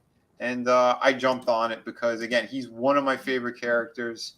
And because I made some sales the other week at that signing, I went, yeah, you know what? I have it in PayPal. What the hell? Let me treat myself. Optimus is your favorite. Why throw away your life so recklessly? You son of a bitch. But no, this thing is really, really nice. And this guy I got it from, he never even transformed them. He was telling me, all the information I needed out of this, but he was only partially did it, and then I got too nervous and I left him in robot mode because he just poses beautifully. So this guy is amazing. He's around, I want to say maybe 10 inches, a little bit more than that. Like I said, it's Masterpiece scale. So whatever the hell that is, I think they're between 10 and 12 inches. But yeah, that's what they did, and they did a really, really good job with it. Packaging is kind of cool. Feels a little bit kind of old school Transformers, which is neat. But yeah, that's all the information you need. Oh, it's Light of Freedom. That's what it was. I got to change that. But look at him in robot mode. Just holy crap! What a presence on this figure. Beautiful, beautiful stuff. And the last third-party Optimus I had, he was closer to 14 or 15 inches. It was from that company that got busted. The president and vice president got arrested because they tried to do an Iron Man. Disney went after them. So. You know what? You know why this thing is popping so nice, Vinny? Why is that? It's not just the paint that they put on there, because that is a really nice, like you're saying, it's like that candy apple, fire. It's actually more of a fire engine red, because candy apple red is, I think, a little bit lighter in tone. That's more like a fire engine red. Yeah. But it's a metallic fire engine red too, because you can see the little flakes of metallic, extra metallic particles that they have in the paint. But what really makes that pop is the freaking superb clear coating job that they did over top of that paint. That is what is making that thing pop. Oh yeah, dude. Incredible. I was so impressed by it. So impressive. Yeah, and the guy I got it from, he put the decal already on the shoulder, which I know it should be on the left one, but it doesn't bother me. I think it looks really good. Well, depending on which versions you're talking about, there was a few of the primes he actually had the symbol on both shoulders. Oh, that's right. Yeah, you are right. Yeah, and Lurch is already stepping up in the trading game. He says he'll give you 7 Dragon Balls with the Spear of Loganus and the Ring of Power. Wow, if it's the Ring of Power, I mean, that could work. Trina's looking for a Green Lantern ring. And Time Prophet is coming in with the Holy Hand Grenade of Antioch and 5 sheep ladders. That's amazing. But like, look at this thing. It has like virtually no kibble on the back either. Like, this is damn impressive. And his transformation is mind blowing. Is that ratcheting down there in the knees? Yes, it Very is. nice. It is ratcheted. The legs split open and the tires are inside. And just like the way that they engineered it, it is truly amazing. His forearms, same deal. You open them up and he has like all like the side doors with the side mirrors. They're all in his forearms. It's incredible. Incredible how they did this guy. But And see, this is one of the things I've talked about with a few of the Transformers one they've done right, like the Titans Return version they did of Overlord with all the ratcheting joints at that thing. It cannot stress enough how important that is when you start getting into these larger size figures. Yep. Having those ratcheting joints, because they will not stand, and those joints will not last over time, especially if you enjoy these things so much, you're going to mess with it a few times, transform it, standing it, putting in poses. And if you do not have ratcheting joints, those things are just going to fall apart, and eventually it's going to fall over and it's going to break. I mean, thank God that these people had enough common sense to put ratcheting joints in there and then do that amazing clear coat that then on that. And then on top of that, you're talking about the box. It's a very, very harkening back to the original designs of the old G1 stuff, plus the name. Light of Freedom, because Optimus Prime's quote is freedom is the right of all sentient beings. That's right. I love that. I'm telling you, man, you could really tell these people love what they were doing, what they were making. The thought process, and as you said, man, even the packaging, the name, all of it, amazing. And yes, Time Prophet asked about the wipers. Yes, you could move them. I'd be careful though, because it's just the point that's attached there. So if you move it like from that upper part, you're all right. But and Vinnie, I don't know if it makes a difference in the trading game right now, but always DTF says he will trade you all the Jackie Chan talismans. I didn't know Jackie Chan had a bunch of talismans. Oh, shit. Is that what makes him climb up walls better? But yeah, I again, killer stuff. And so the arms, this was really impressive. And I want to break down the articulation on this guy. I just want to show more of like the details on them. And again, like you said, the way that they did the paint and the finish on it, like the legs, every bit of it, just amazing. Really, really impressive. But yeah, so the head, you got pretty good range of motion. The outer antenna parts, like on his head, those do move. It was a little bit loose, but not too bad. The arms, like he's got the butterfly joint, ratcheting arms as well in there, and you could shift the shoulders in and out. So if you want to have a more natural look without the kind of after you pose them, like the kind of kibble or the mechanics in there, and that's how far they go out. So you could, if you want to get them in in a better pose where the arms kind of crisscross and whatnot, you could do it.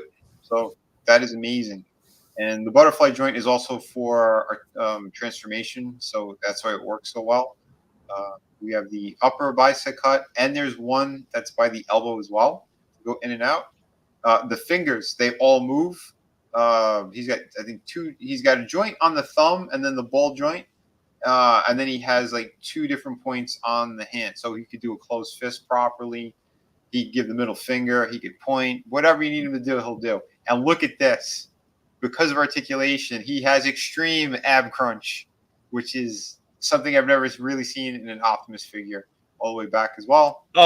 They did do it for the oh goddamn, what's it called? The G11, where they added the articulation. He actually does have an app credential on that one too. So right, yeah, he has it by the grill.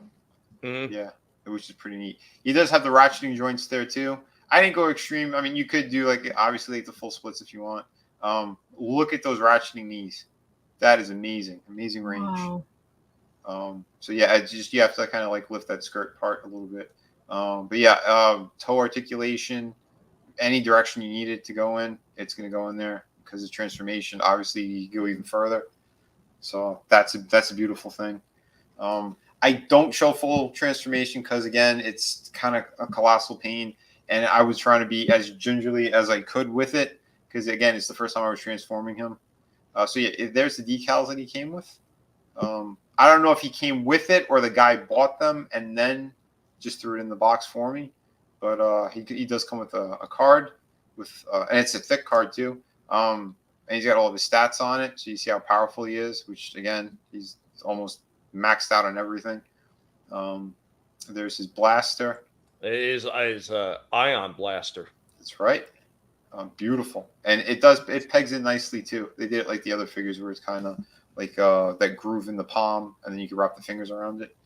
So that was cool. Good stuff there.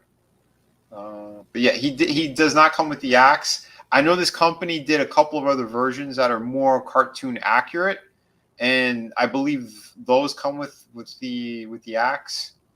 I don't mind so much. I don't really need it, so it's all right. But yeah, for posing, holy shit, man. Yeah, you could get this guy into pretty much anything you could think of. So that is very, very impressive. And here he is in truck mode. And I got to say, this thing it blew my mind. I was not expecting how he was going to transform. And yes, the doors even open up. Although it is flat, it's just kind of like a groove in there. But they could open up, which was cool how they did that.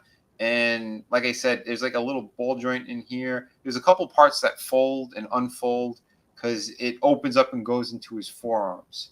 So the way that they concealed his transformation, very, very ingenious. Like the steps here and the whole gas canister, that all folds up and then goes behind the tires. The top part and the underneath, it splits and you shift the whole thing upward. I mean, it is incredible how his transformation is. The engineering that went into this, my jaw was on the floor. Did not expect it. So, yeah, I gotta say that this figure was damn good. I didn't make it completely flush. There's like I had to like push the pin in over here. I didn't, so it's a little bit easier for me to kind of transform back into robot mode. But on this side, it is more flush as you get it more down. But yeah, the one thing I would say would worry me a little bit, those side mirrors. Mm-hmm. Did they feel on the weaker side? A little bit, but that's because of the ball joint that it's by the door. The side mirrors not so much. It was just more down here. Yeah, we're the point where it connects. But again, once it's kind of all together, it's all right. And like I said, when it's obviously he's going to be more in his robot mode when I display him anyway. But yeah, I mean, yeah, this thing it's really killer. Magic Squares is the first figure I ever got from them, and truly impressed by it. Yeah, I mean, that is very impressive. Once again, like I was saying, that clear coating job that they put over top of that amazing paint, that is just incredible right there. And I mean, it's two-part why it's so important to have a good clear coat like that on a figure like this. Number one, it's going to protect the paint itself. But when you drop it, there's a good chance that your clear coat might just crack a little bit instead of the paint itself underneath. So, yeah. I mean, that's just ingenious the way that they did that. And it does look absolutely incredible. That is a beautiful looking piece. Like if I had money to throw around, I would definitely, I would pick that up. But as it is now, I'm going to have to get on my ninja disguise. I'm going to have to oil my creaky knees, and I'm going to wind up having to come to your house and ninja that thing away from you. I'm telling you, man.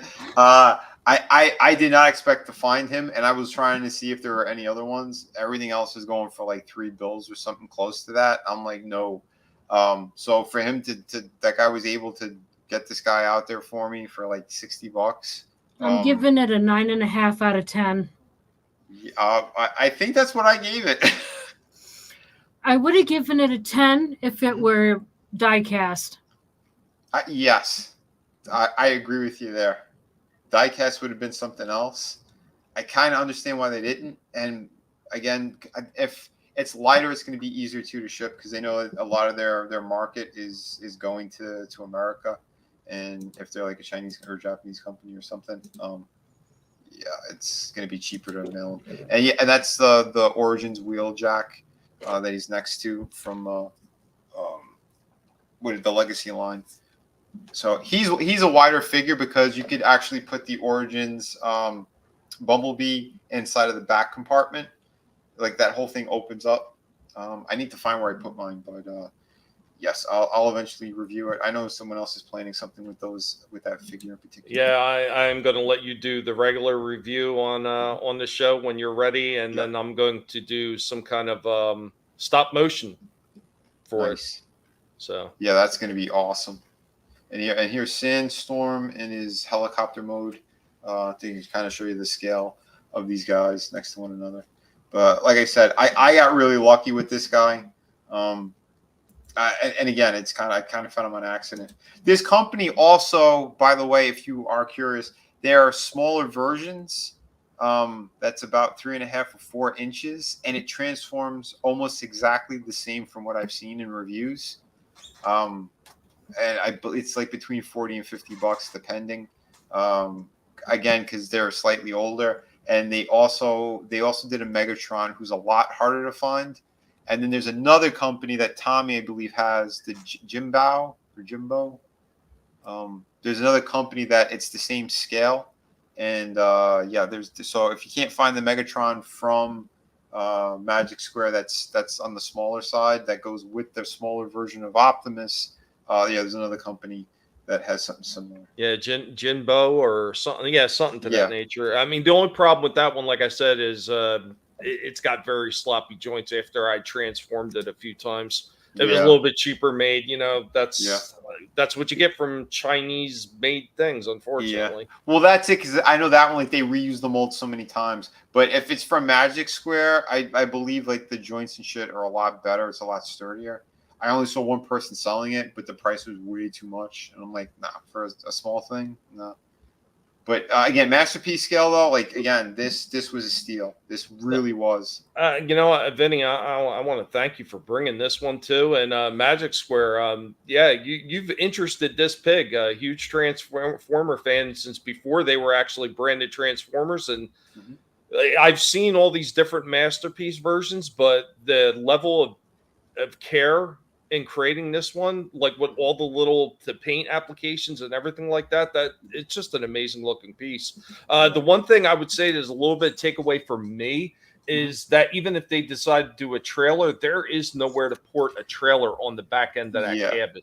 Yeah, there's no hitch on there, but I believe there are people that there's all right, so that's what I was gonna say. There's like 3 or 4 different versions of Optimus that they made, and a couple of them they come with an attachment piece, and there's 2 different parts that they have. So if you have a masterpiece trailer, you'd be able to attach it, and or another third party.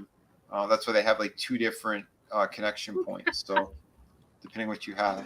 What's going on, Tony? Tony, you don't have to worry about it. We've accepted you for exactly who you are, sir. Yeah, we know who you are. Right? You could bring your uncle on if you invented it. I didn't know you were Asian though. It's amazing. So bring your creepy uncle on. But this thing was a beauty. And so I hope you guys did enjoy this one. There you go. 9.5 out of 10. So Trina and I are on the same page. Oh, by the way, one of the other versions that they made of him, it is more cartoon accurate. Like they changed like some of the shape of like his the windows and the chest part, and he also has like battle damage parts. So you can take off like this side section, like when he gets hit in the side for Megatron, and the windshields. you could pop those out, and they have damaged ones. They have cracked windshields. Nice. Nice, very nice. Yeah. I tell you what. Speaking of battle damage, I'm looking forward. I seen early production pictures of the Ratchet and Brawn 2-pack. Yeah. For the 86 movie, and they're basically reusing the Ironhide one for Ratchet, but with the face and some of the other decals that the Ratchet 86 had, but the Braun one is going to have the big hole up near the shoulder and everything. They didn't show if it's coming out the back like it did in the cartoon, but you mentioned the battle damage stuff, and they look pretty nice. So more than likely, I will be picking them up, and they'll be going right next to the Prowl and damn it, Ironhide. Prowl and Ironhide. Yeah, that's cool, man. I'm surprised you kept them. You know what? Even with the problems, I still enjoyed the fact that they did that, and you just mentioned that, just reminded me of that. So that's cool.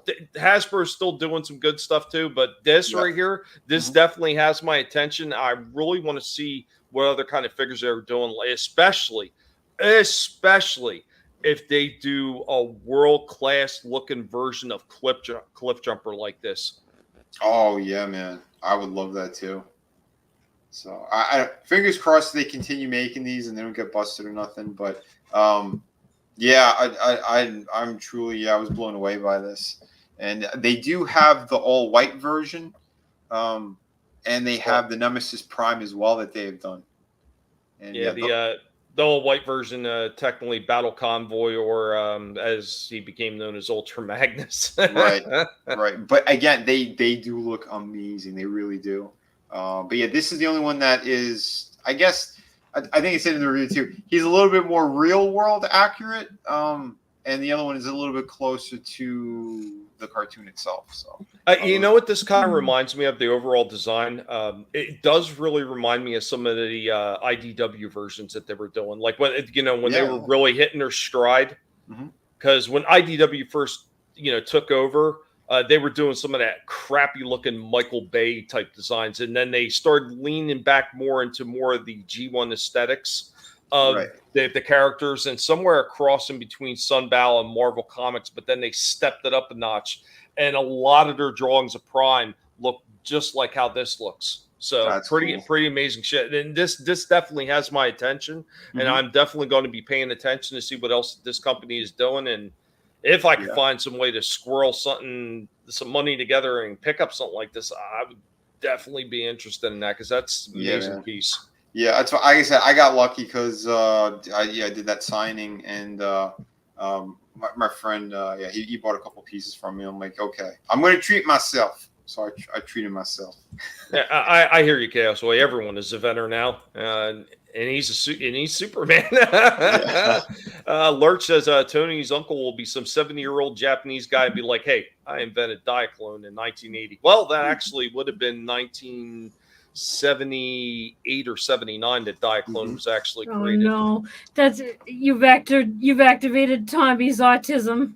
No, don't make me get into the history of Transformers for the 1800th time. Oh, shit. Guitar pedal addiction. I hear you. We all got something. Scrambles and errors. There's nothing wrong with that as long as you enjoy and they ain't hurting nobody else.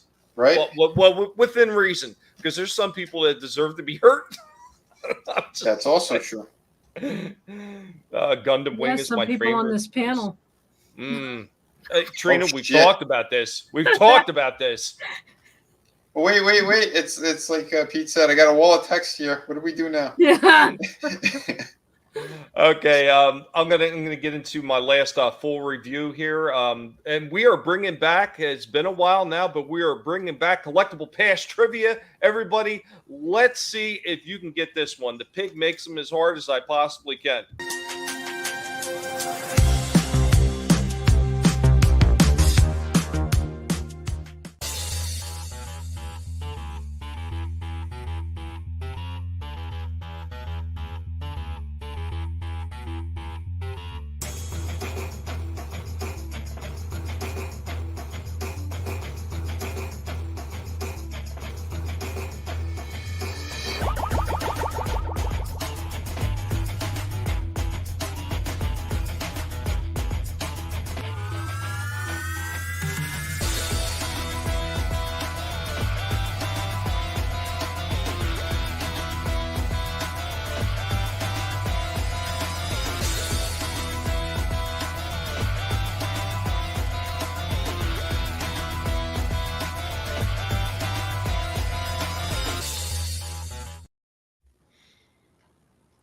Anybody even guess that one at all? I totally had it. Yeah, I was tied between that one and the first one there, the goal line. I couldn't remember which was which, but yeah, no, that was a good one. That was a good trivia one. Yeah, I try to dig some of this good, cool, interesting stuff up. A little bit of educational stuff over here in Collectable Past. We're not just all adults that collect toys. Well, we are that, but we're not just that. It's all about having a lot of fun with this stuff as much as we can. So, of course, in case you haven't guessed it, that's where I'm going with this next toy review. We are going Voltron, and guys, let me know what you think about this one. I did have a blast filming this one, so here we go.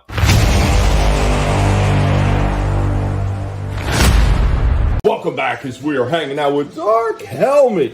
Dark Helmet, the sci-fi pig, and the new Transformers pig. As we are getting ready to look at something that is not Transformers related, this by way of Playmates. For the 40th, we've got Voltron. We've got the classic legendary Black Lion. Did pick this one up. These things are relatively inexpensive for such a huge freaking toy. This is only $29, surprisingly. Like, you cannot touch a NECA figure that's half the size it is for that price. So, I mean, this is also in comparison with many of the Transformer toys that are only deluxe size at $25. They're $4 less than this gigantic thing that has sound effects, and I'm pretty sure it's got light up too. Voltor, your evil forces will never defeat us. Pretty cool. Let's go ahead and get this one out of the box and take a look at it. Voltron, defender of the universe. Right out of the box, here we go with our Voltron 40th anniversary Black Lion. Man, this thing has got some size to it. It's got a little bit of heft to it. Some of the plastic does feel a little bit on the lighter side, but the bulk of it feels pretty damn good in the hands. Not bad so far, Playmates. As you can see with our Lion, he does have quite a bit of movement in him. Most of these joints are ratcheting. Now, the front legs don't flare out like the back ones do, and I'll show you what I mean in just a second. So these back legs do flare out quite a bit. Unfortunately, they didn't put any kind of rockers down at the bottom of the feet. So it's not like you can get them nice and flat-footed in that aspect. That is a little bit of a shame. Oh, we got him perched up on this plastic canister. Got him simulating flying through the air. Not bad, though. I mean, the movement that is on this one for a big, giant blocking figure is pretty cool. I just wish they would have added little rockers down at the feet. That would have made such a huge difference for this one. But overall, this thing looks pretty cool, and as you can see, and not only does he get a pretty fair amount of head tilt and movement, but that jaw does open up as well. Unfortunately, the further you open it, the more you're seeing Voltron's face. I almost kind of wish they could have tucked that away just a little bit better. After these messages, we'll be right back. Trying to figure out what was inside that canister. Me too. I'm like, it was cashews. It was cashews, but you had something else jammed inside there. Yeah, there was some kind of like wicked close to my screen trying to figure it out. Yeah, well, that's just a mystery that you're never going to be able to guess. Rewatch it when I put it up on my channel over and over and over again. That is a cool looking line, though, man. I wish they did do better articulation on the legs, though. Yeah, it was a shame that they didn't have any kind of pivot for the foot. As he poo on the curb and he had mouse trained. Hey, look, these pigs will do whatever they want to do. And yeah, sometimes they might just piss right through their little beds. Goddamn, giving all kinds of puppies and dogs and everything. Holy shit. Very nice. The one thing, like I said, that face, I wish they would have had something where that face could have tucked up underneath the top jaw instead of just being visible at the bottom jaw. That would have been big. And then, of course, why they didn't put rockers in the bottom of the feet? From what I understand, this is a reuse of an older mold. So they just didn't make a lot of changes. The one other thing I can say that it irritated me a little bit, but it wasn't like a deal breaker, is so the front half of the lion's shoulders, which have become the shoulders of Voltron, they do not flare out at all like the back legs do. But Really? yeah, but in defense of that, the lines that are going to port on as the shoulders are going to have the flare out in the tail. So I guess they really didn't need it, but for posing the lion figure itself, it would have been nice if they just had a little bit in there as well. It didn't even have to be a lot, just a tiny amount. But yeah, tons of ratcheting joints in the knees, everything. These joints are extremely tight on this thing. Really, really well done for a big giant figure. And there is a few drawbacks to some of the articulation with some of the stuff where you couldn't get some of the legs, and I'll get into that in the second half. But I mean, overall, like first impressions, just from that, what do you think so far? Not bad, not bad. I mean, like I said, there's some issues, but overall, he does look really good. Like you said, for that price point too, you know. Yeah, $30. Yeah, he looked cool. He looked very cool.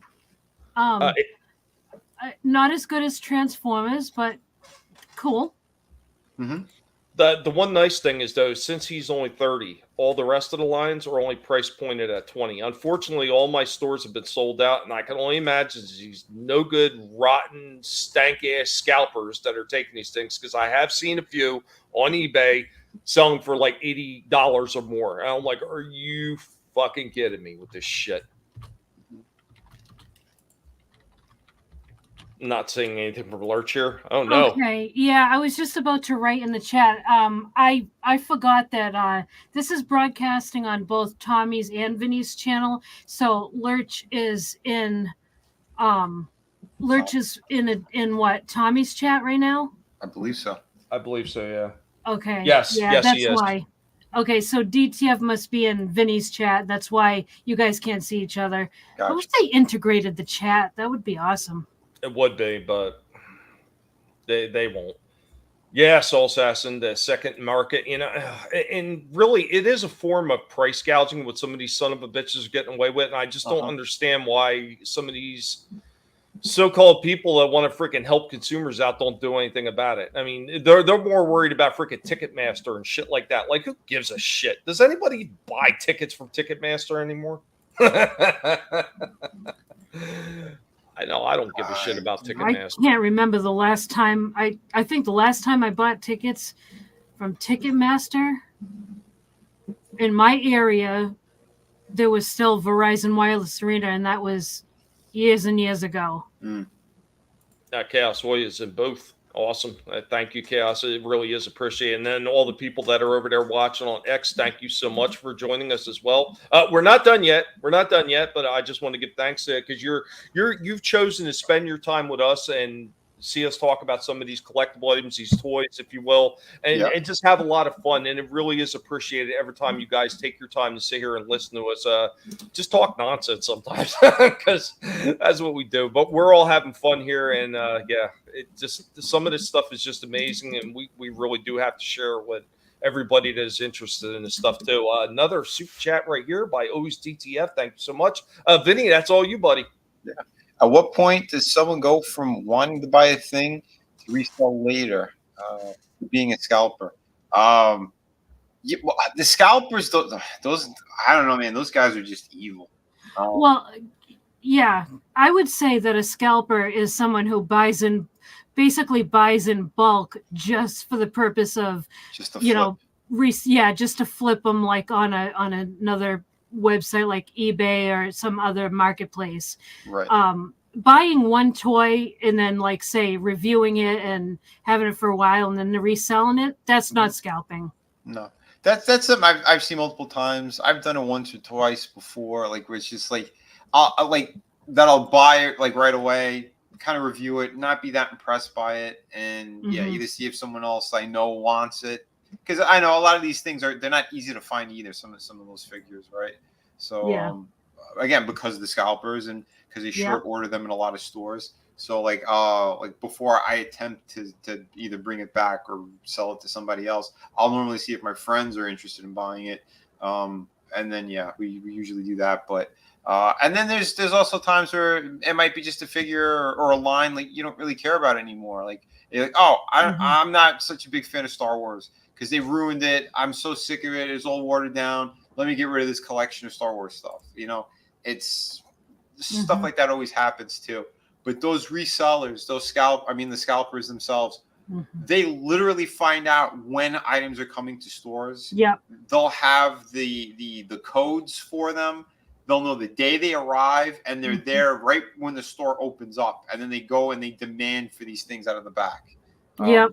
It's insanity. I have a friend. And to add on to that real quick before you continue, Vinny, and that's part of the reason why if you go out looking for some of these toys and maybe you find the one you're looking for and it has a damaged package, that's because some scumbag scalper was freaking giving one of the store associates a hard time about wanting this figure. I know you have it in the back, and they probably smashed it. Just like, fuck you. You want to resell it? Here, go ahead and try to resell this damaged one. Of course, they're not going to buy it, so now it goes on the shelf, and unfortunately, the consumer is the one that's like, okay, do I buy the one in the damaged package and hope the toy ain't broken, or do I hope to find it again at some other point? Unfortunately, I've been in that position, and I was never able to find the same toy again, and I could have gotten it if I just gotten the damaged package. So you fucking scalpers, you could suck the fuzziest part of my ass. They are absolute scum of the earth, as well, according to us people who like to, collect toys. And another thing they do, which really is the one that pisses me off the most, is because my stores usually don't have a good selection of figures to begin with. So I do a lot of my shopping online. And there was a Nightmare Before Christmas set that was coming out. And it's said it's going live at this time, and I was ready to buy right at that time. Already sold out. You know how that happens? People have tons of bots that put their so that they can buy in bulk, and that shorts everybody else. It makes it so they get tons of them, and nobody else can get it. I hate that. Yep. There's a prime example of a figure that he sold out multiple times. He went back to pre-order because they had to make more of them, and same deal happened. And then they put limits on them too, like 5 per customer. Whoa! Yep. Hold on, 5 per customer. So again, and you have the people with those bots, and that's what they do. So it's like if they're gonna snatch them all up at once, regular people don't have a chance of getting these things, and a lot of them you will not find in stores, especially since what they've done with a lot of the brick and mortar, where they are shorting figures on purpose because a lot of things are being stolen, and it's mostly online sales now. So and you're paying like triple or quadruple the fucking price of a figure. I think a lot of these things, when they put these limits, it should be a limit of 2, because there's a lot of collectors that will go by the rule of 2, Sith. So they buy one to open up and to mess with it and maybe put it in display, and then they buy another one just to keep it on the package, sometimes to put it up on their wall or just to put it in the back just to have a second. So I think it should be a limit of 2. And right there, Godzillionaire, same thing right there. Should be limited to 2 per customer. Yep, absolutely. Yep. Yeah, goodbye my middle finger. There was one I was looking for. Same deal. It just happened again. What's his name? The Transformers Bumblebee Megatron figure, which again I feel like an asshole because a GameStop had it like the day he got released, and I didn't have the funds on me, and I was something else I was getting, and I'm like, oh, this looks good, but I know nothing about it. Found out afterwards on a review, like this thing is incredible. Like the posability on him alone, it's worth it. And I'm like, great. And I missed out on him. And now he's sold out all over the place. It's insanity. And again, it went back to pre-order and sold out. Time Prophet, have a good one. Thanks for being here with us, buddy, man. Have a good night, man. Nighttime Prophet. Thanks for being with us. Always DTF. Yeah, I wonder if there's a way to limit quantities by credit card. Here's a problem with a lot of these scalpers. Unfortunately, even if you limit it by 2, these son of a bitches have multiple cards. They got multiple accounts, and they probably got multiple friends that help them scalp. Yep. That is the other problem. that you wind up running into a lot of this shit. Yeah. There they have networks. Mm-hmm. There needs to be a better way that they can actually tighten the reins on this shit. And I think that the best way of doing that is going after these son of a bitches that are buying them and selling them for 3-4 times or more the value of the item right after they release the stores. Because now you know who's doing it. Go after them that way and hit them. Yep. Yeah, if it's like someone who has an eBay storefront or whatever, and they consistently will have a figure or whatever it is that is out of stock, and then they're selling it for 3 times what it was worth, and they have like multiples of them, there's something that can be done about that. That can definitely be tightened up. Yep. Definitely. What's going on, Papa Cotton? Good to see you, buddy. Hey, Glad Papa. you could join us. Hey, Papa. You missed all the Transformer talk earlier, man. We could have helped your liver. Oh. Put that guy in the hospital. I know, right? Let's go ahead. We're going to get into the second half of the Voltron figure. And yeah, man, I am looking forward to finding the rest of these because, damn it, I want Voltron. And I will have something that I'll be talking about at the end of this because I talk about the size of the Voltron. I did a little bit of looking into it, and I don't think they were right, but we'll get into that after the second part. So here we go. Now, back to our program. Overall, though, this one looks pretty damn cool. And of course, the gimmick is to be able to form this into Voltron. So because the black line is only sitting at 29, the rest of the lines are actually sitting at 20. The one thing that actually kind of baffled me about this one, and I'm assuming is because it has lights and everything and the sounds and whatnot, I'm assuming that's why this one didn't come with any kind of accessories whatsoever. I would assume, being the black line, he would at least came with the blazing sword, but no, he did not. But let's listen to some of those phrases. Hagar's Rubies is about to have a bad day. The galaxy is about to be secure. Form Voltron! They'll soon be defeated by Voltron, Defender of the Universe! And so many more phrases that are on this one, and I think that is just absolutely fantastic. Once again, I still think he should have came with the blazing sword, but it is what it is, and I do think that they should have had rockers down at the bottom of the feet. But overall, this is pretty damn cool. And this one forms, I believe it is a 16-inch tall Voltron once you have all the lines. So I will be keeping an eye out for the rest of these things. Really happy that I did snag this one when I did, because you just never know with these things. They're in toy stores one minute and the next minute they're all gone and you never find them again. So guys, if you're looking for the 40th anniversary Voltron Black line, look in your local stores. I would definitely check Target first, because that is the place that I actually found this one, and they did have a ton of them. Anyway, guys, be sure to let Dark Helmet know what you thought about this one.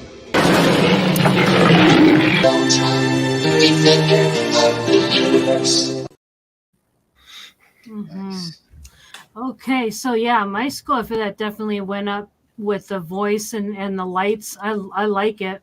Yeah, you can't see the light as much, but the whole chest with the cross and everything when he forms Voltron, that lights up. I saw the little lights like around his feet and stuff, and that's impressive. I like that.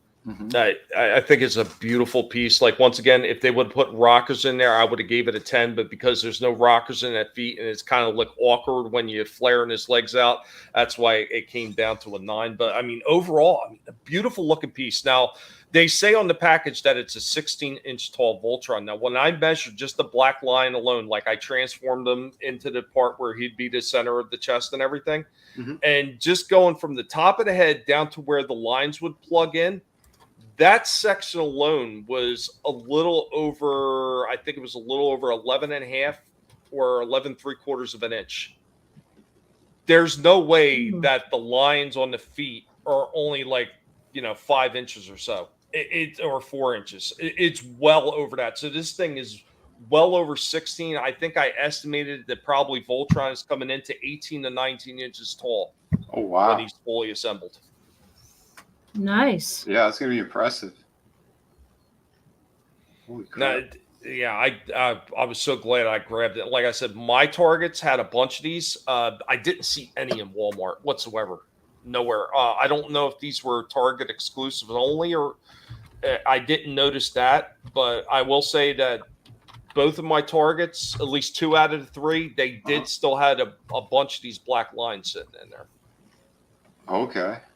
But the pegs, or should I say, shelf space for the other lines, empty.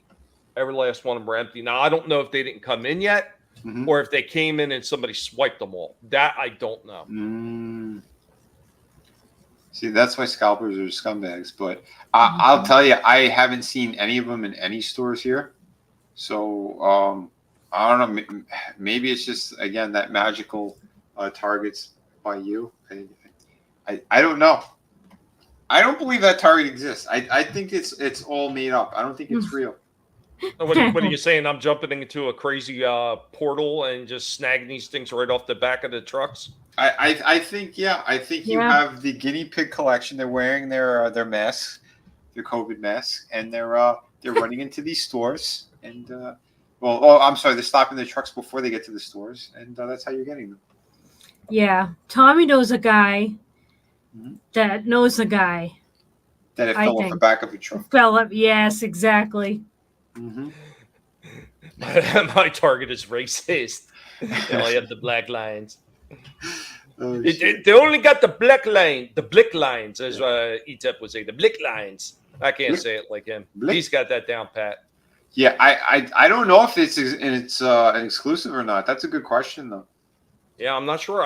Like I said, I've only seen Target. Not once have I seen these in Walmart. Not once. Damn.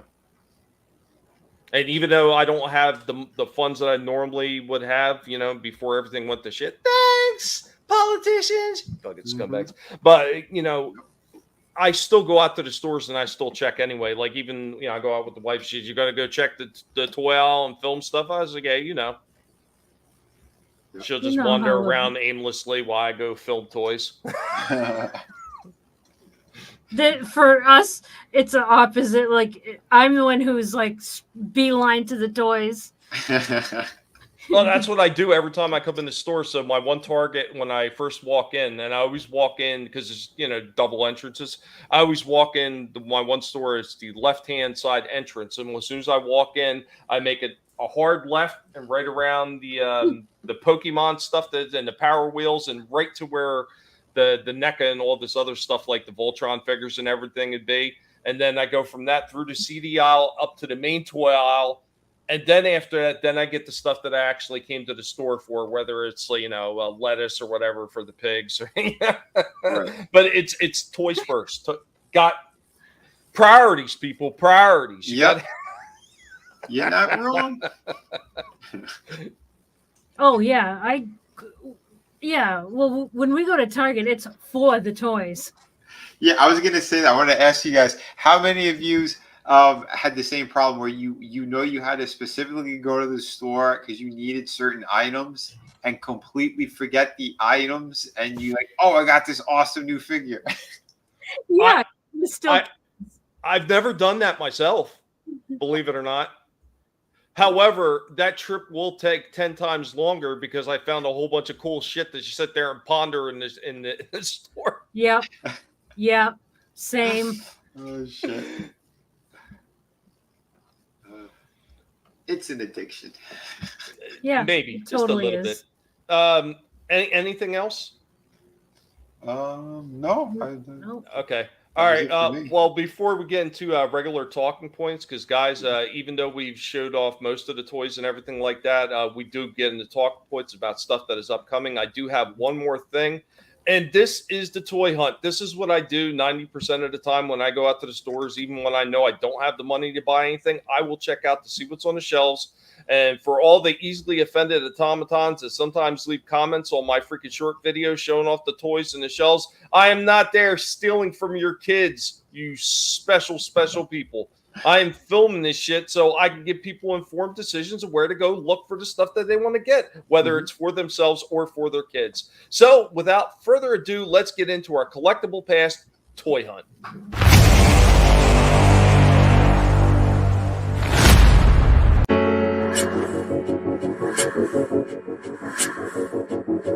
Of course, as always, whether it's Target or in Walmart, they still have an ass load of these Mutant Mayhems. They're not selling them. They're just sitting here. Some of them being clearanced out. I'm sure they're still going to sit here. But the classic ones, very short stacks. Not very many left. Then they got the smaller figures right here, like the 4-inch figures, I believe they are, being clearanced out at $3 a piece. Yeah, man. They even have Catwoman from the Batman for $5. Power Rangers clearancing out at $7 a piece. They got Black Adam from the comic book version being clearanced out for $12, and it includes a comic book too.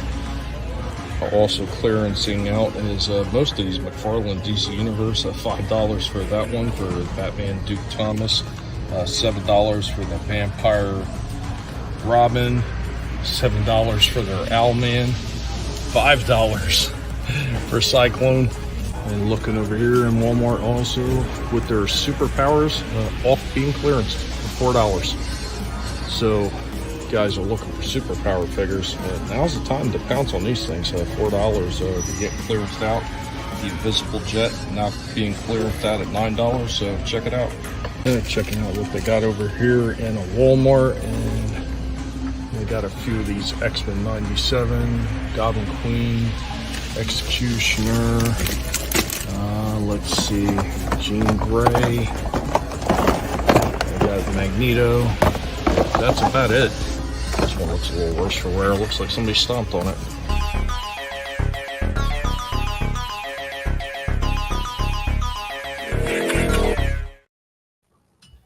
Always a good toy hunt. Yeah, man. I still can't believe like all the clearance items, and it wasn't just that. I've talked about that one too. That they're doing the Origin line figures for $450 right now at Walmart. So there's most of the GI Joes are gone though. Like I went back and looked, and all the Baroness and Lady J and the Shipwreck. Mm-hmm. Those figures are almost all gone. They even had like the what was the one you got? It's got the little artillery piece that he came with. Oh, scrap iron. Yeah, he was being clearanced out for something like $10 or $12. Yeah, that's great. I like that Catwoman one. I like that Catwoman look. That's my favorite. From the Batman movie. Yeah, I hate that movie, but I like that look. Okay, I like that movie. Oof. I couldn't stand it. Me neither. And Vinnie, you will win the Golden Trina award for worst take on a movie. You could suck my balls. All right, so let's get into some of the stuff that is upcoming, pre-orders and all the other stuff. I've talked about this one a few times. So 40th anniversary, they do have the comic book version of Grimlock. I believe this one is right now. It's just pre-order. He's not out yet, but Vinnie, you were talking about you like the colors on this one.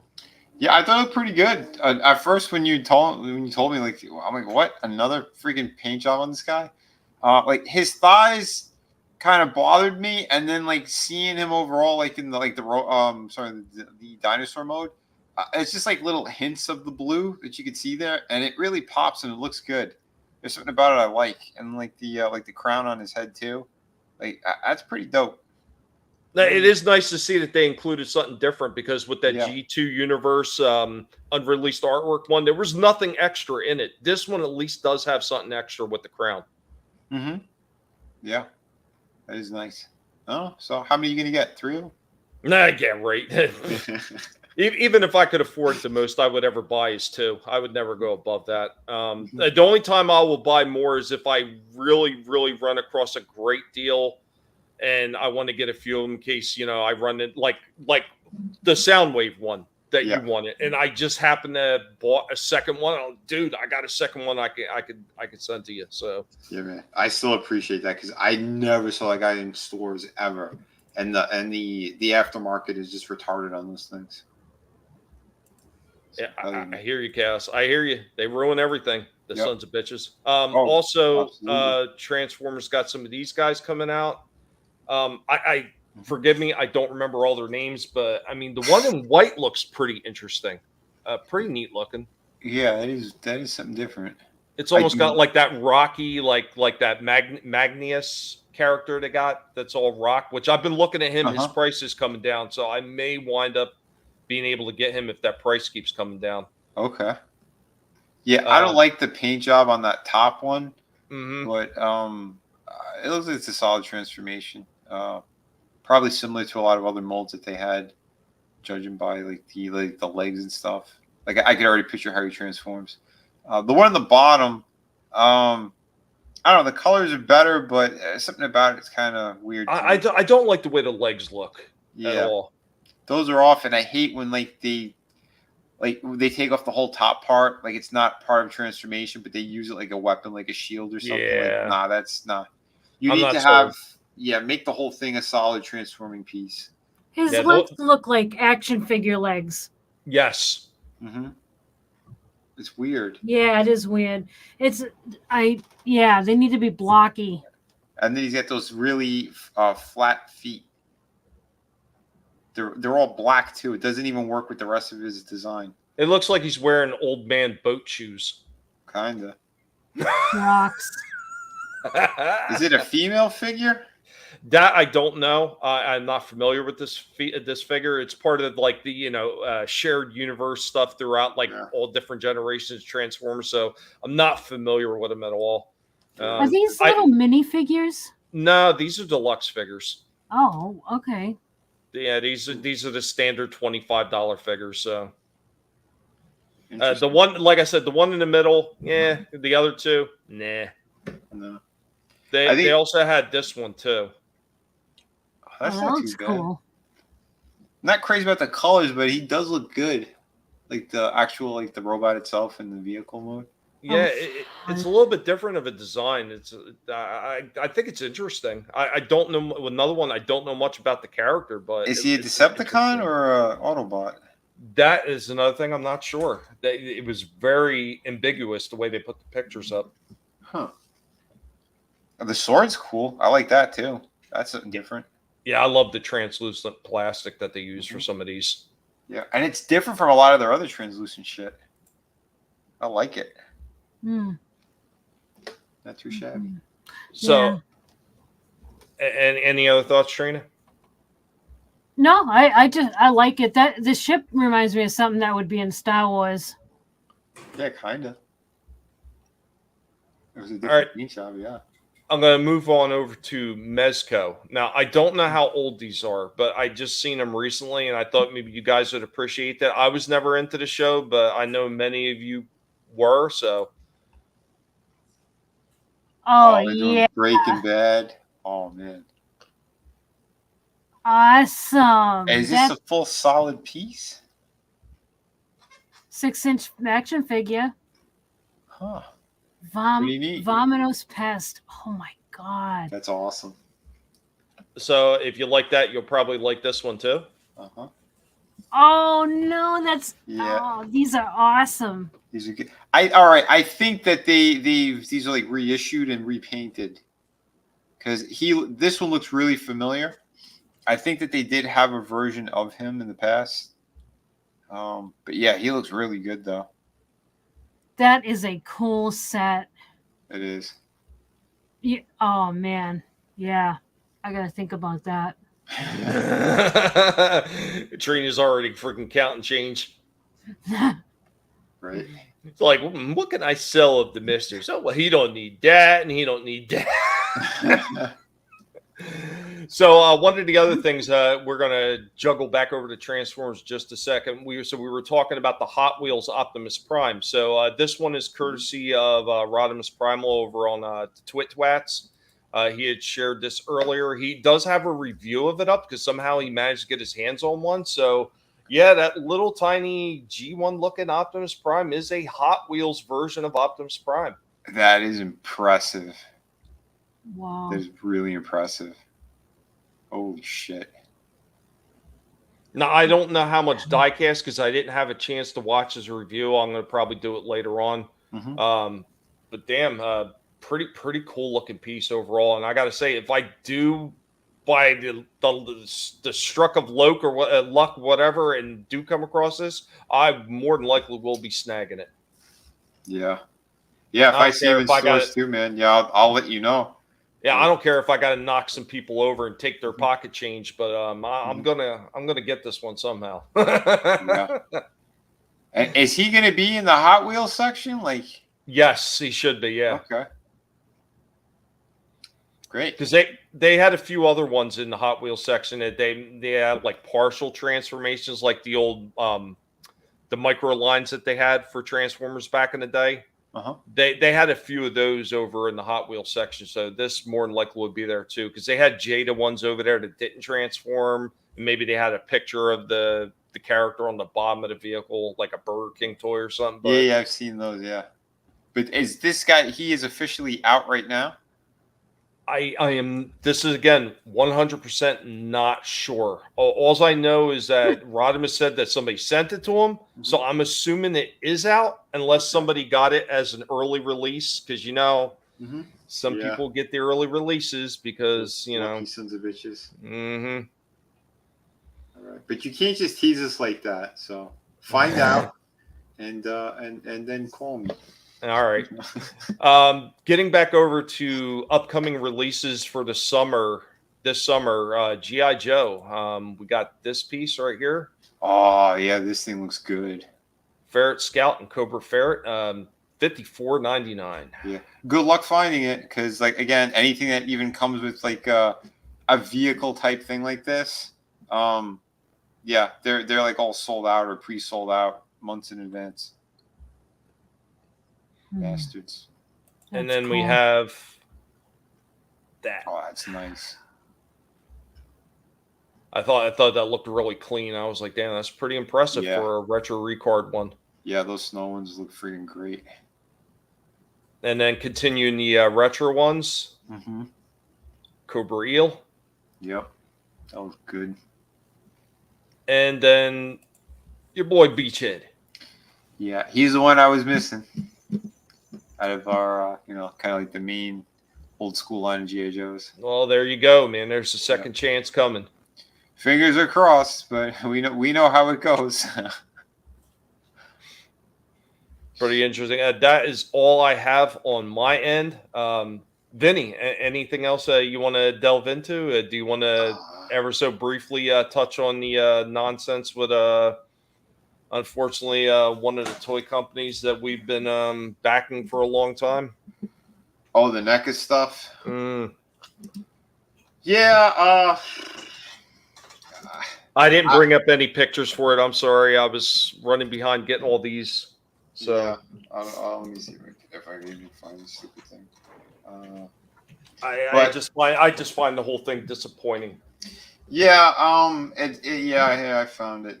It's a shame, but I think it's also because they want to keep her license, and this is why they're doing this shit. But by pushing this, to me and to you, it is like they're opening up the floodgates.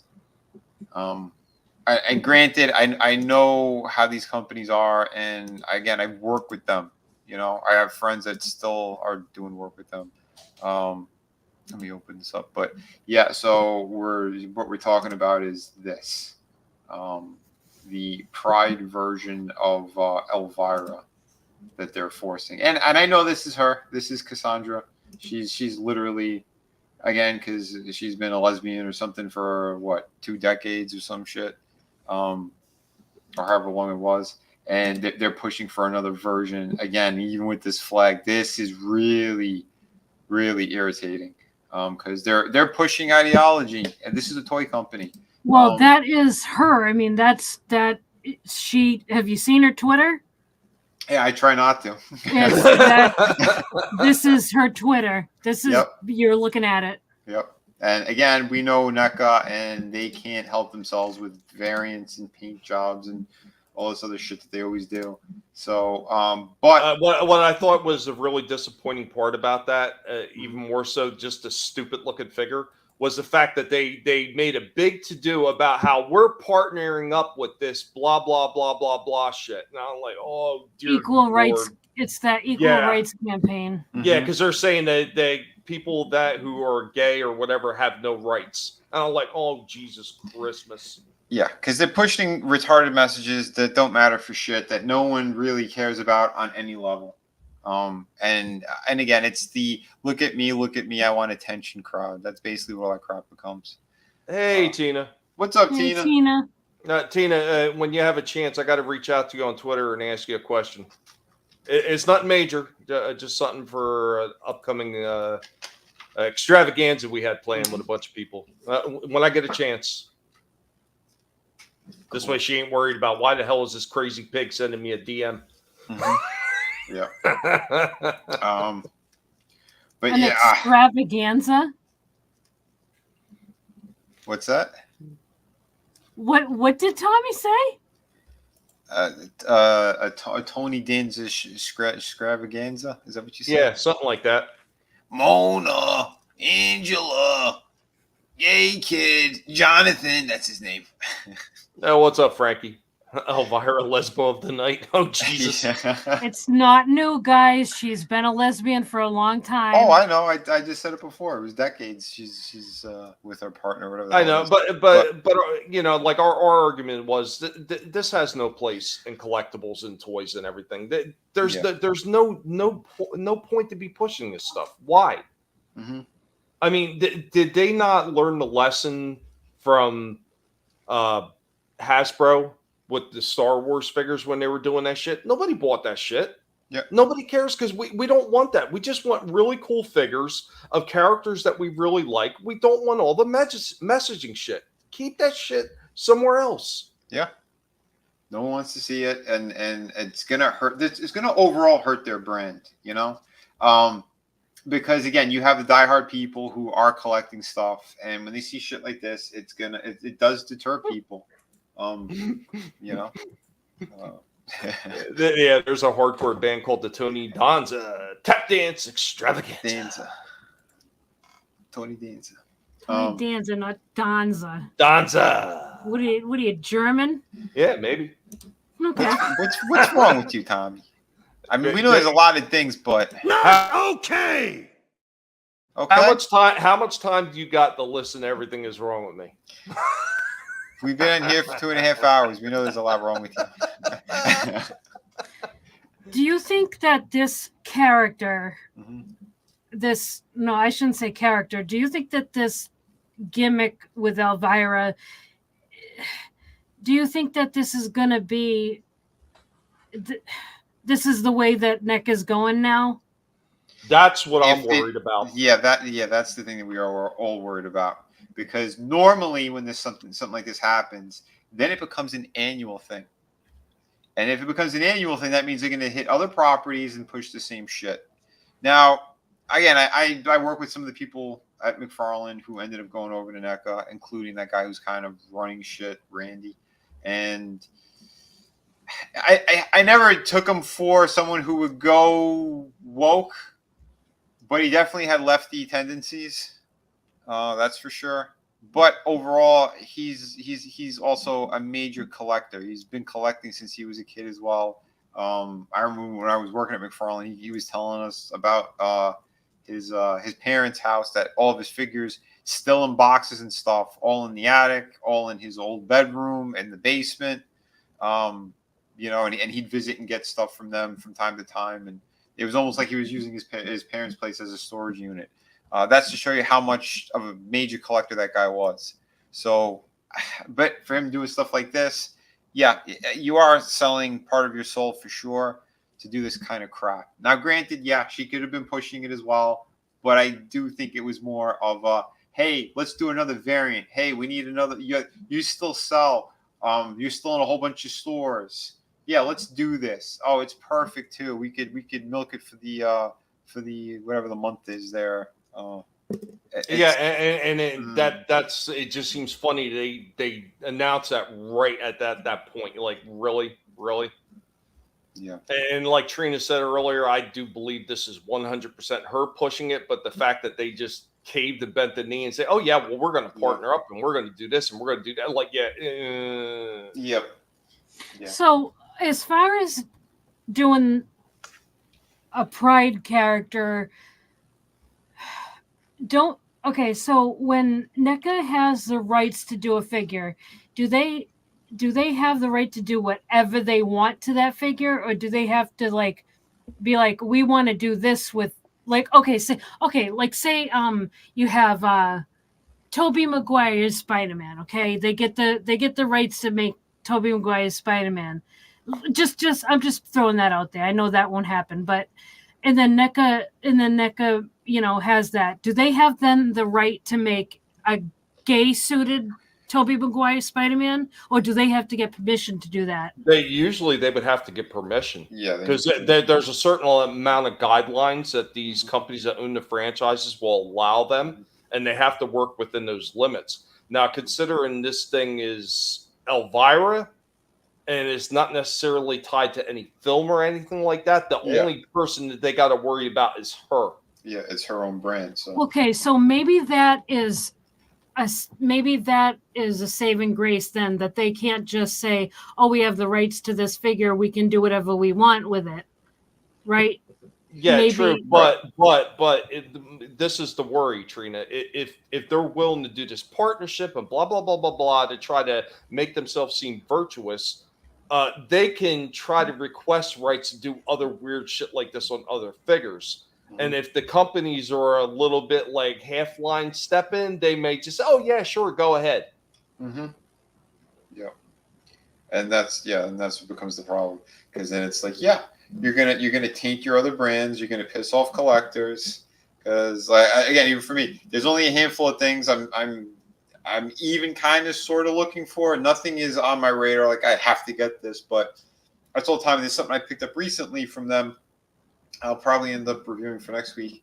I think it looks pretty good, but even if the figure's kind of so, like, I'll see if any of you guys, if I'm not blown away by it, I'll check with you guys first, and if not, I might go back to the store. And it's not something I would typically be like, oh yeah, I definitely, I'm definitely bringing it back because of what their message is. Nothing like that, but yeah, I'd be more inclined not to give them money when they do shit like this. But if it becomes a pattern, yeah, then I think they're going to be losing a lot of people as customers. Yeah, if it's definitely going to be a pattern, and I start seeing more of this stuff, I mean, I just will just stop buying. I mean, quite honestly, while NECA makes some really amazing looking figures, at the same freaking token, they are the most expensive figures out in the damn toy aisles. So if it's going to be shit like this, and we're paying ridiculous prices, nah, they can keep it. But that's my view. It's Tommy's view. There's only like two. There's two gargoyle figures I'm looking for. I want the Vincent Price and maybe like one or two other things. But it's, again, nothing that's really solicited or in my face right now that I need to get. So for me, either way, it doesn't really matter.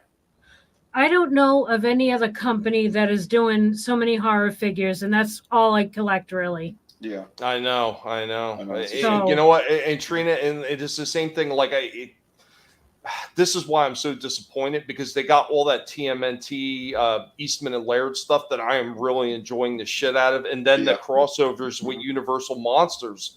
I got two of those figures, and I think they're freaking superb, and I'd like to get more. But at the same token, if this is going to be a constant message thing with them, that's, as much as I love it, I will check out. I mean, there's other companies doing horror. I mean, you got Jada that does Universal. I will just start looking at Jada at that point. I've got a couple of Jada Universal monsters.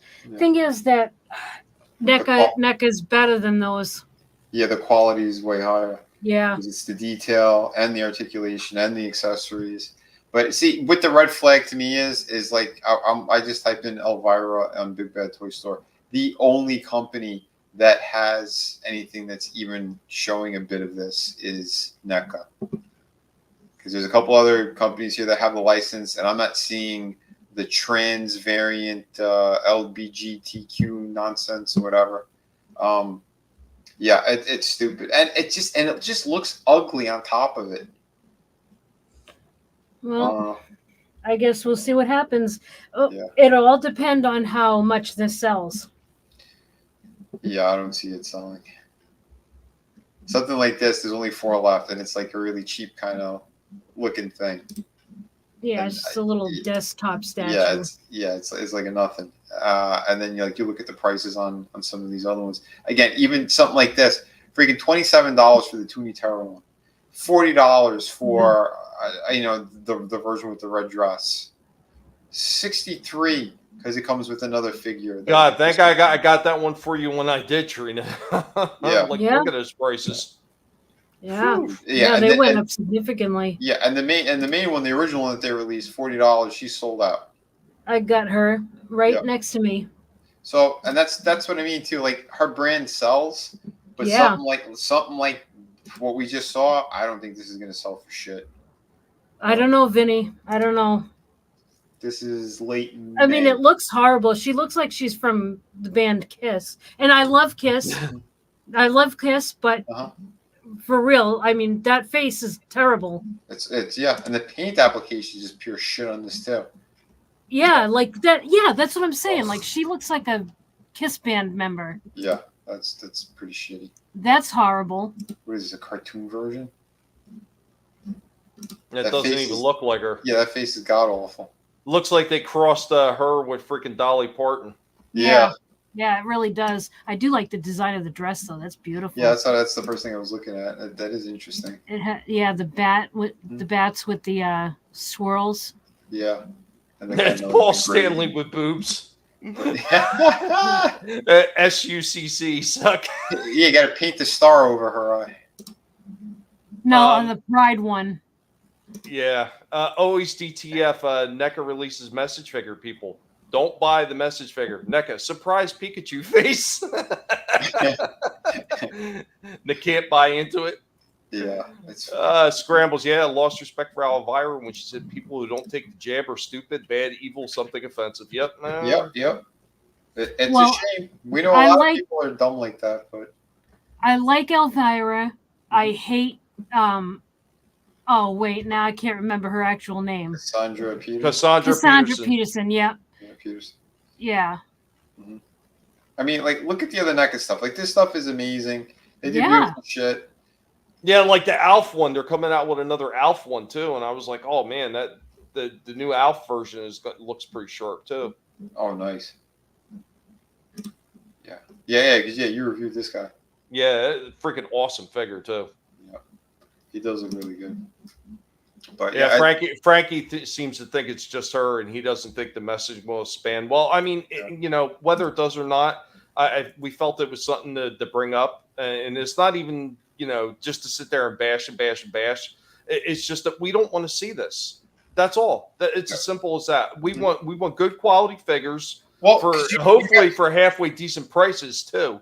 And we don't want shit shoved down our throats. But you gotta remember too, this is a toy company. Yes, it's more people our age and collectors who are getting this stuff, but it's still a toy company. So you don't want to push these weird messages to kids or anybody like that, Right.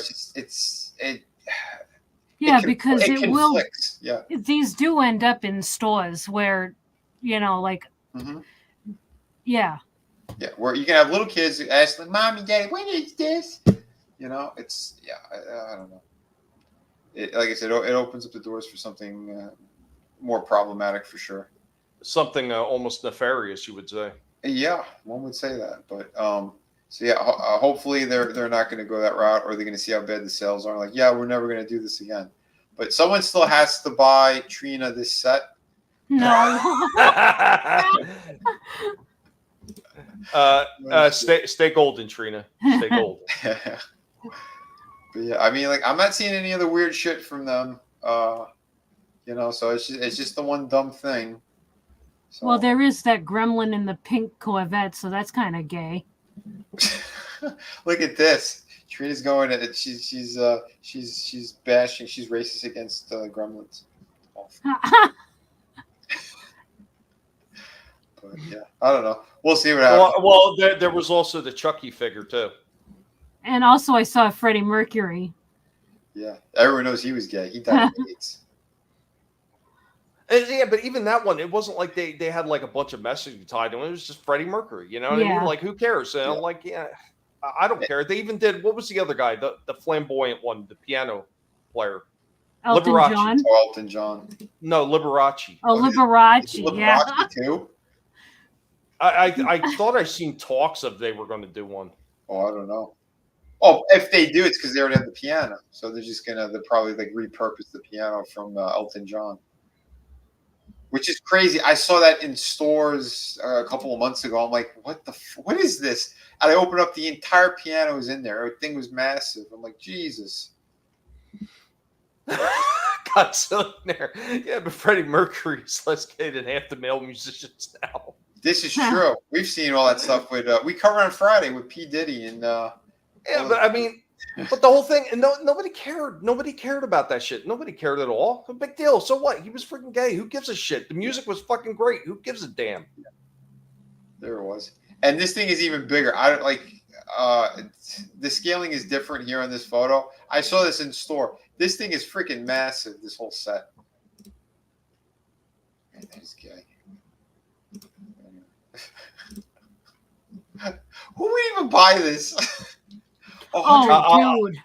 I'll be honest. The Captain Spaulding figure in a very similar outfit looked 10 times better. Yeah. Yeah. Go ahead, Trina. But there are tons. I mean, tons of Elton John fans. Well, all right. So you want to talk about gay messaging? There's that Greta figure. Greta. Gremlins. Oh, yeah, Greta. yeah, the Gremlin, yeah. Mm-hmm. But even that was like an exclusive figure. Well, no, they did have a regular store version too. Mm-hmm. But in the movie, it was comic relief. It wasn't something that they were pushing on people. It was a stupid joke, is what it was.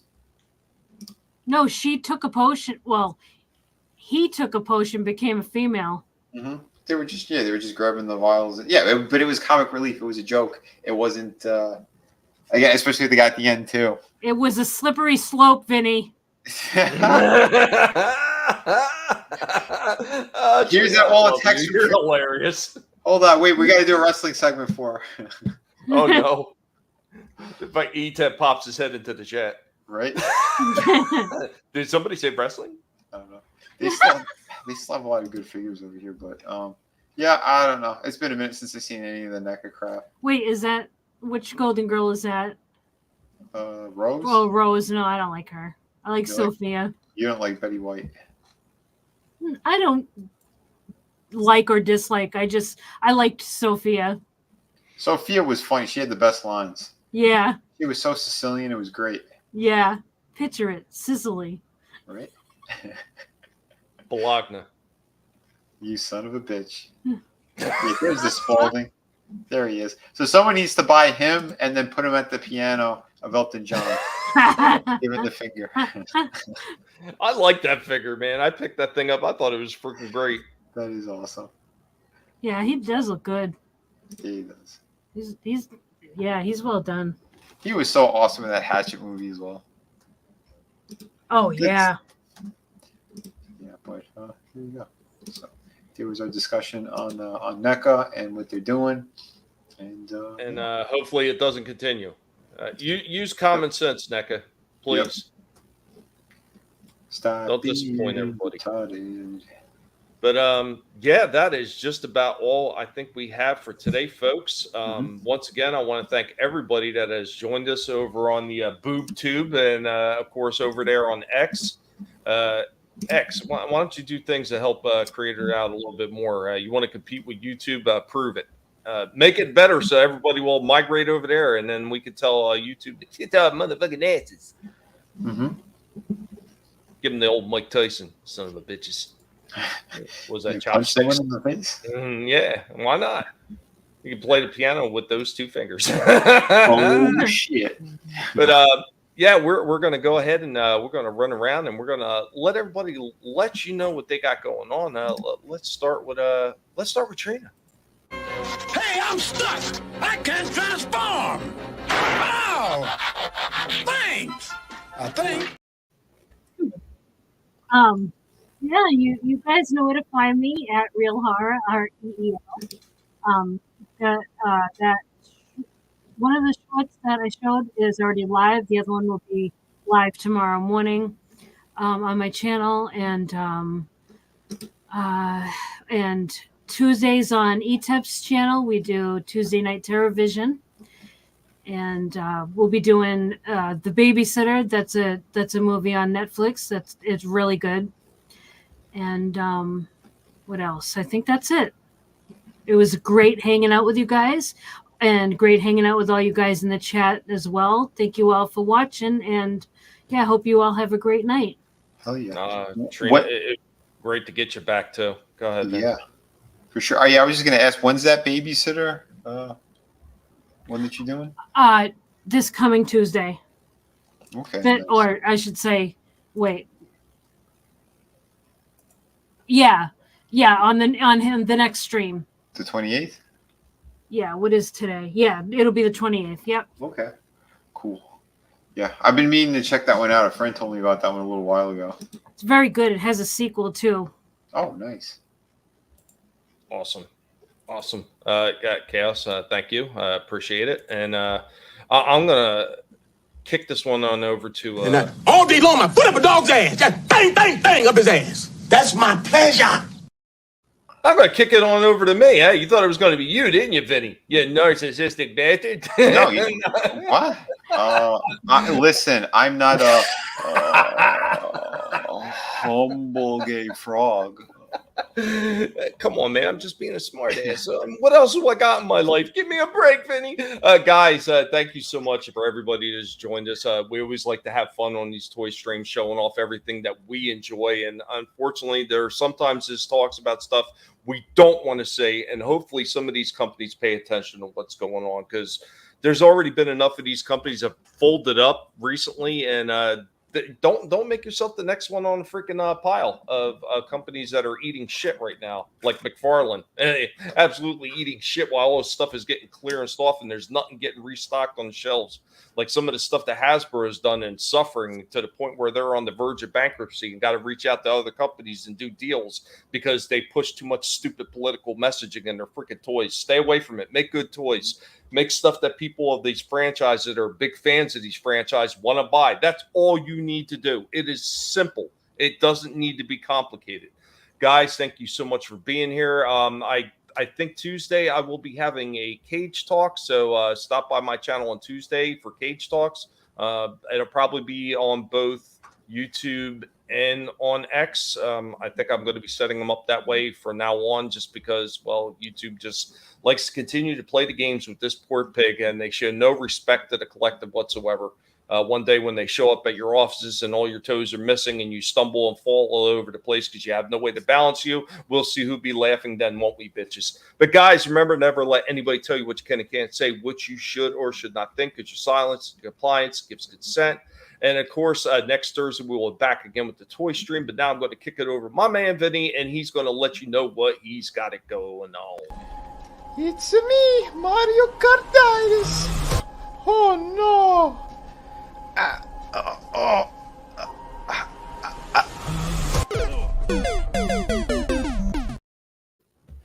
Hey, homies. Buy my books. Buy them often. And yeah, if you have them already, buy them for friends, family members. There's birthdays and holidays and shit. Get some good stuff. This is high quality artwork we have here. Amazing stories. And we got 4 live campaigns. And yeah, I'm gonna be running to the post office anyway tomorrow. So if you guys want to keep backing these projects, please do. Like I said, it is a top quality. You know, if you want an awesome pirate story, we got an awesome pirate story. You want a cool futuristic post-apocalyptic kind of thing with hot chicks, we got that. I'm working on the sequel as we speak. I'm also putting together sort of a second chance at the art books. Well, the first 2. The third one's still available right now. So yeah, go jump on them. I think I have only a handful of copies left of the volume 1 and 2. So if you want the first printings, pretty much of those, get them now. Because I am doing some different things soon. I'm kind of, yeah, I'm putting something together. So I'm going to try out something different because, yeah, a lot of these platforms are hurting in a big way because of horrible, lazy people and drama shit that just kind of ruined everything. So I'm someone who is about the work, about getting these things done and in your hands. I typically don't run campaigns unless they are ready to go to the printer. That way everyone's happy. No one has to wait an insane amount of time after they gave their money. I hate that. That drives me insane as well, because I'm also someone who backs and supports projects, or I used to be. If it's a really good project and it's done, chances of me picking it up are high. If it's something that is going to be, it's marked for like years and years down the road, I will be skipping those.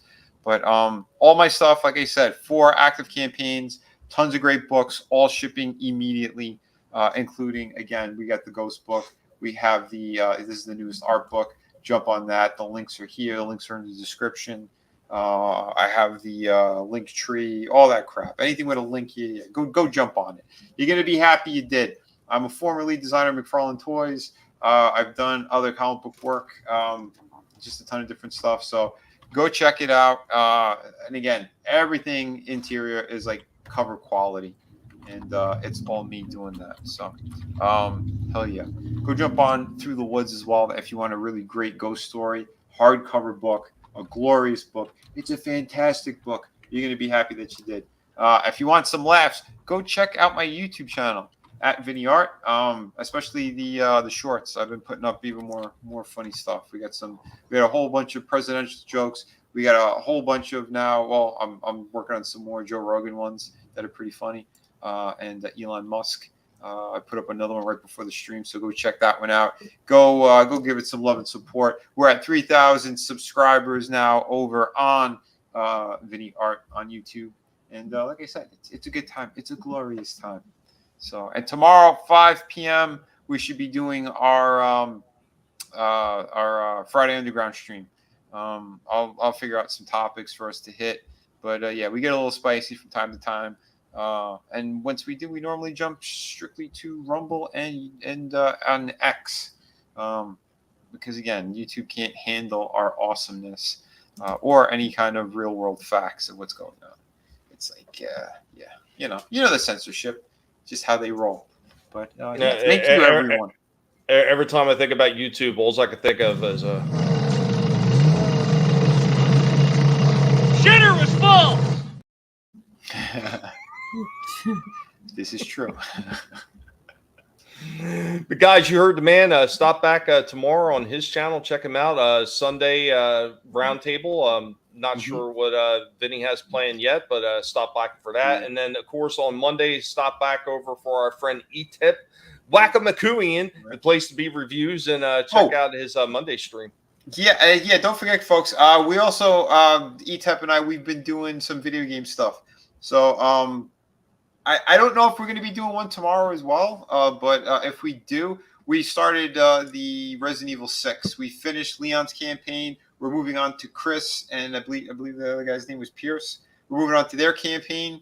So it's going to be a fun time, and ETEP is going to be in store for another bunch of kind of jump scares and button mashing, cursing. It's going to be great. So and there'll probably be some unannounced pig invasions, just making quips at them. Yeah, most likely. If he followed instructions better, we wouldn't have died so many times. He was doing his best. He really was. I know he was. But it was fun. The game is a lot of fun, and I'm happy he enjoys that one even more than 5. And he had a good time with 5, aside from all those freaking deaths. But which I'll play a montage of those again soon. And guys, don't forget also on Tuesday I'm having my stream, and then later on Trina and ETEP will be doing their horror, and then we just keep on rolling throughout the week. So guys, thank you for being here. Thank you for having fun with us, and we will see you next time. You don't need to go anywhere in particular, but you can stay here as we close this down. Have a good one, y'all. You better run, Mojito. You what? I thought you said don't move. That was before. Now, you run.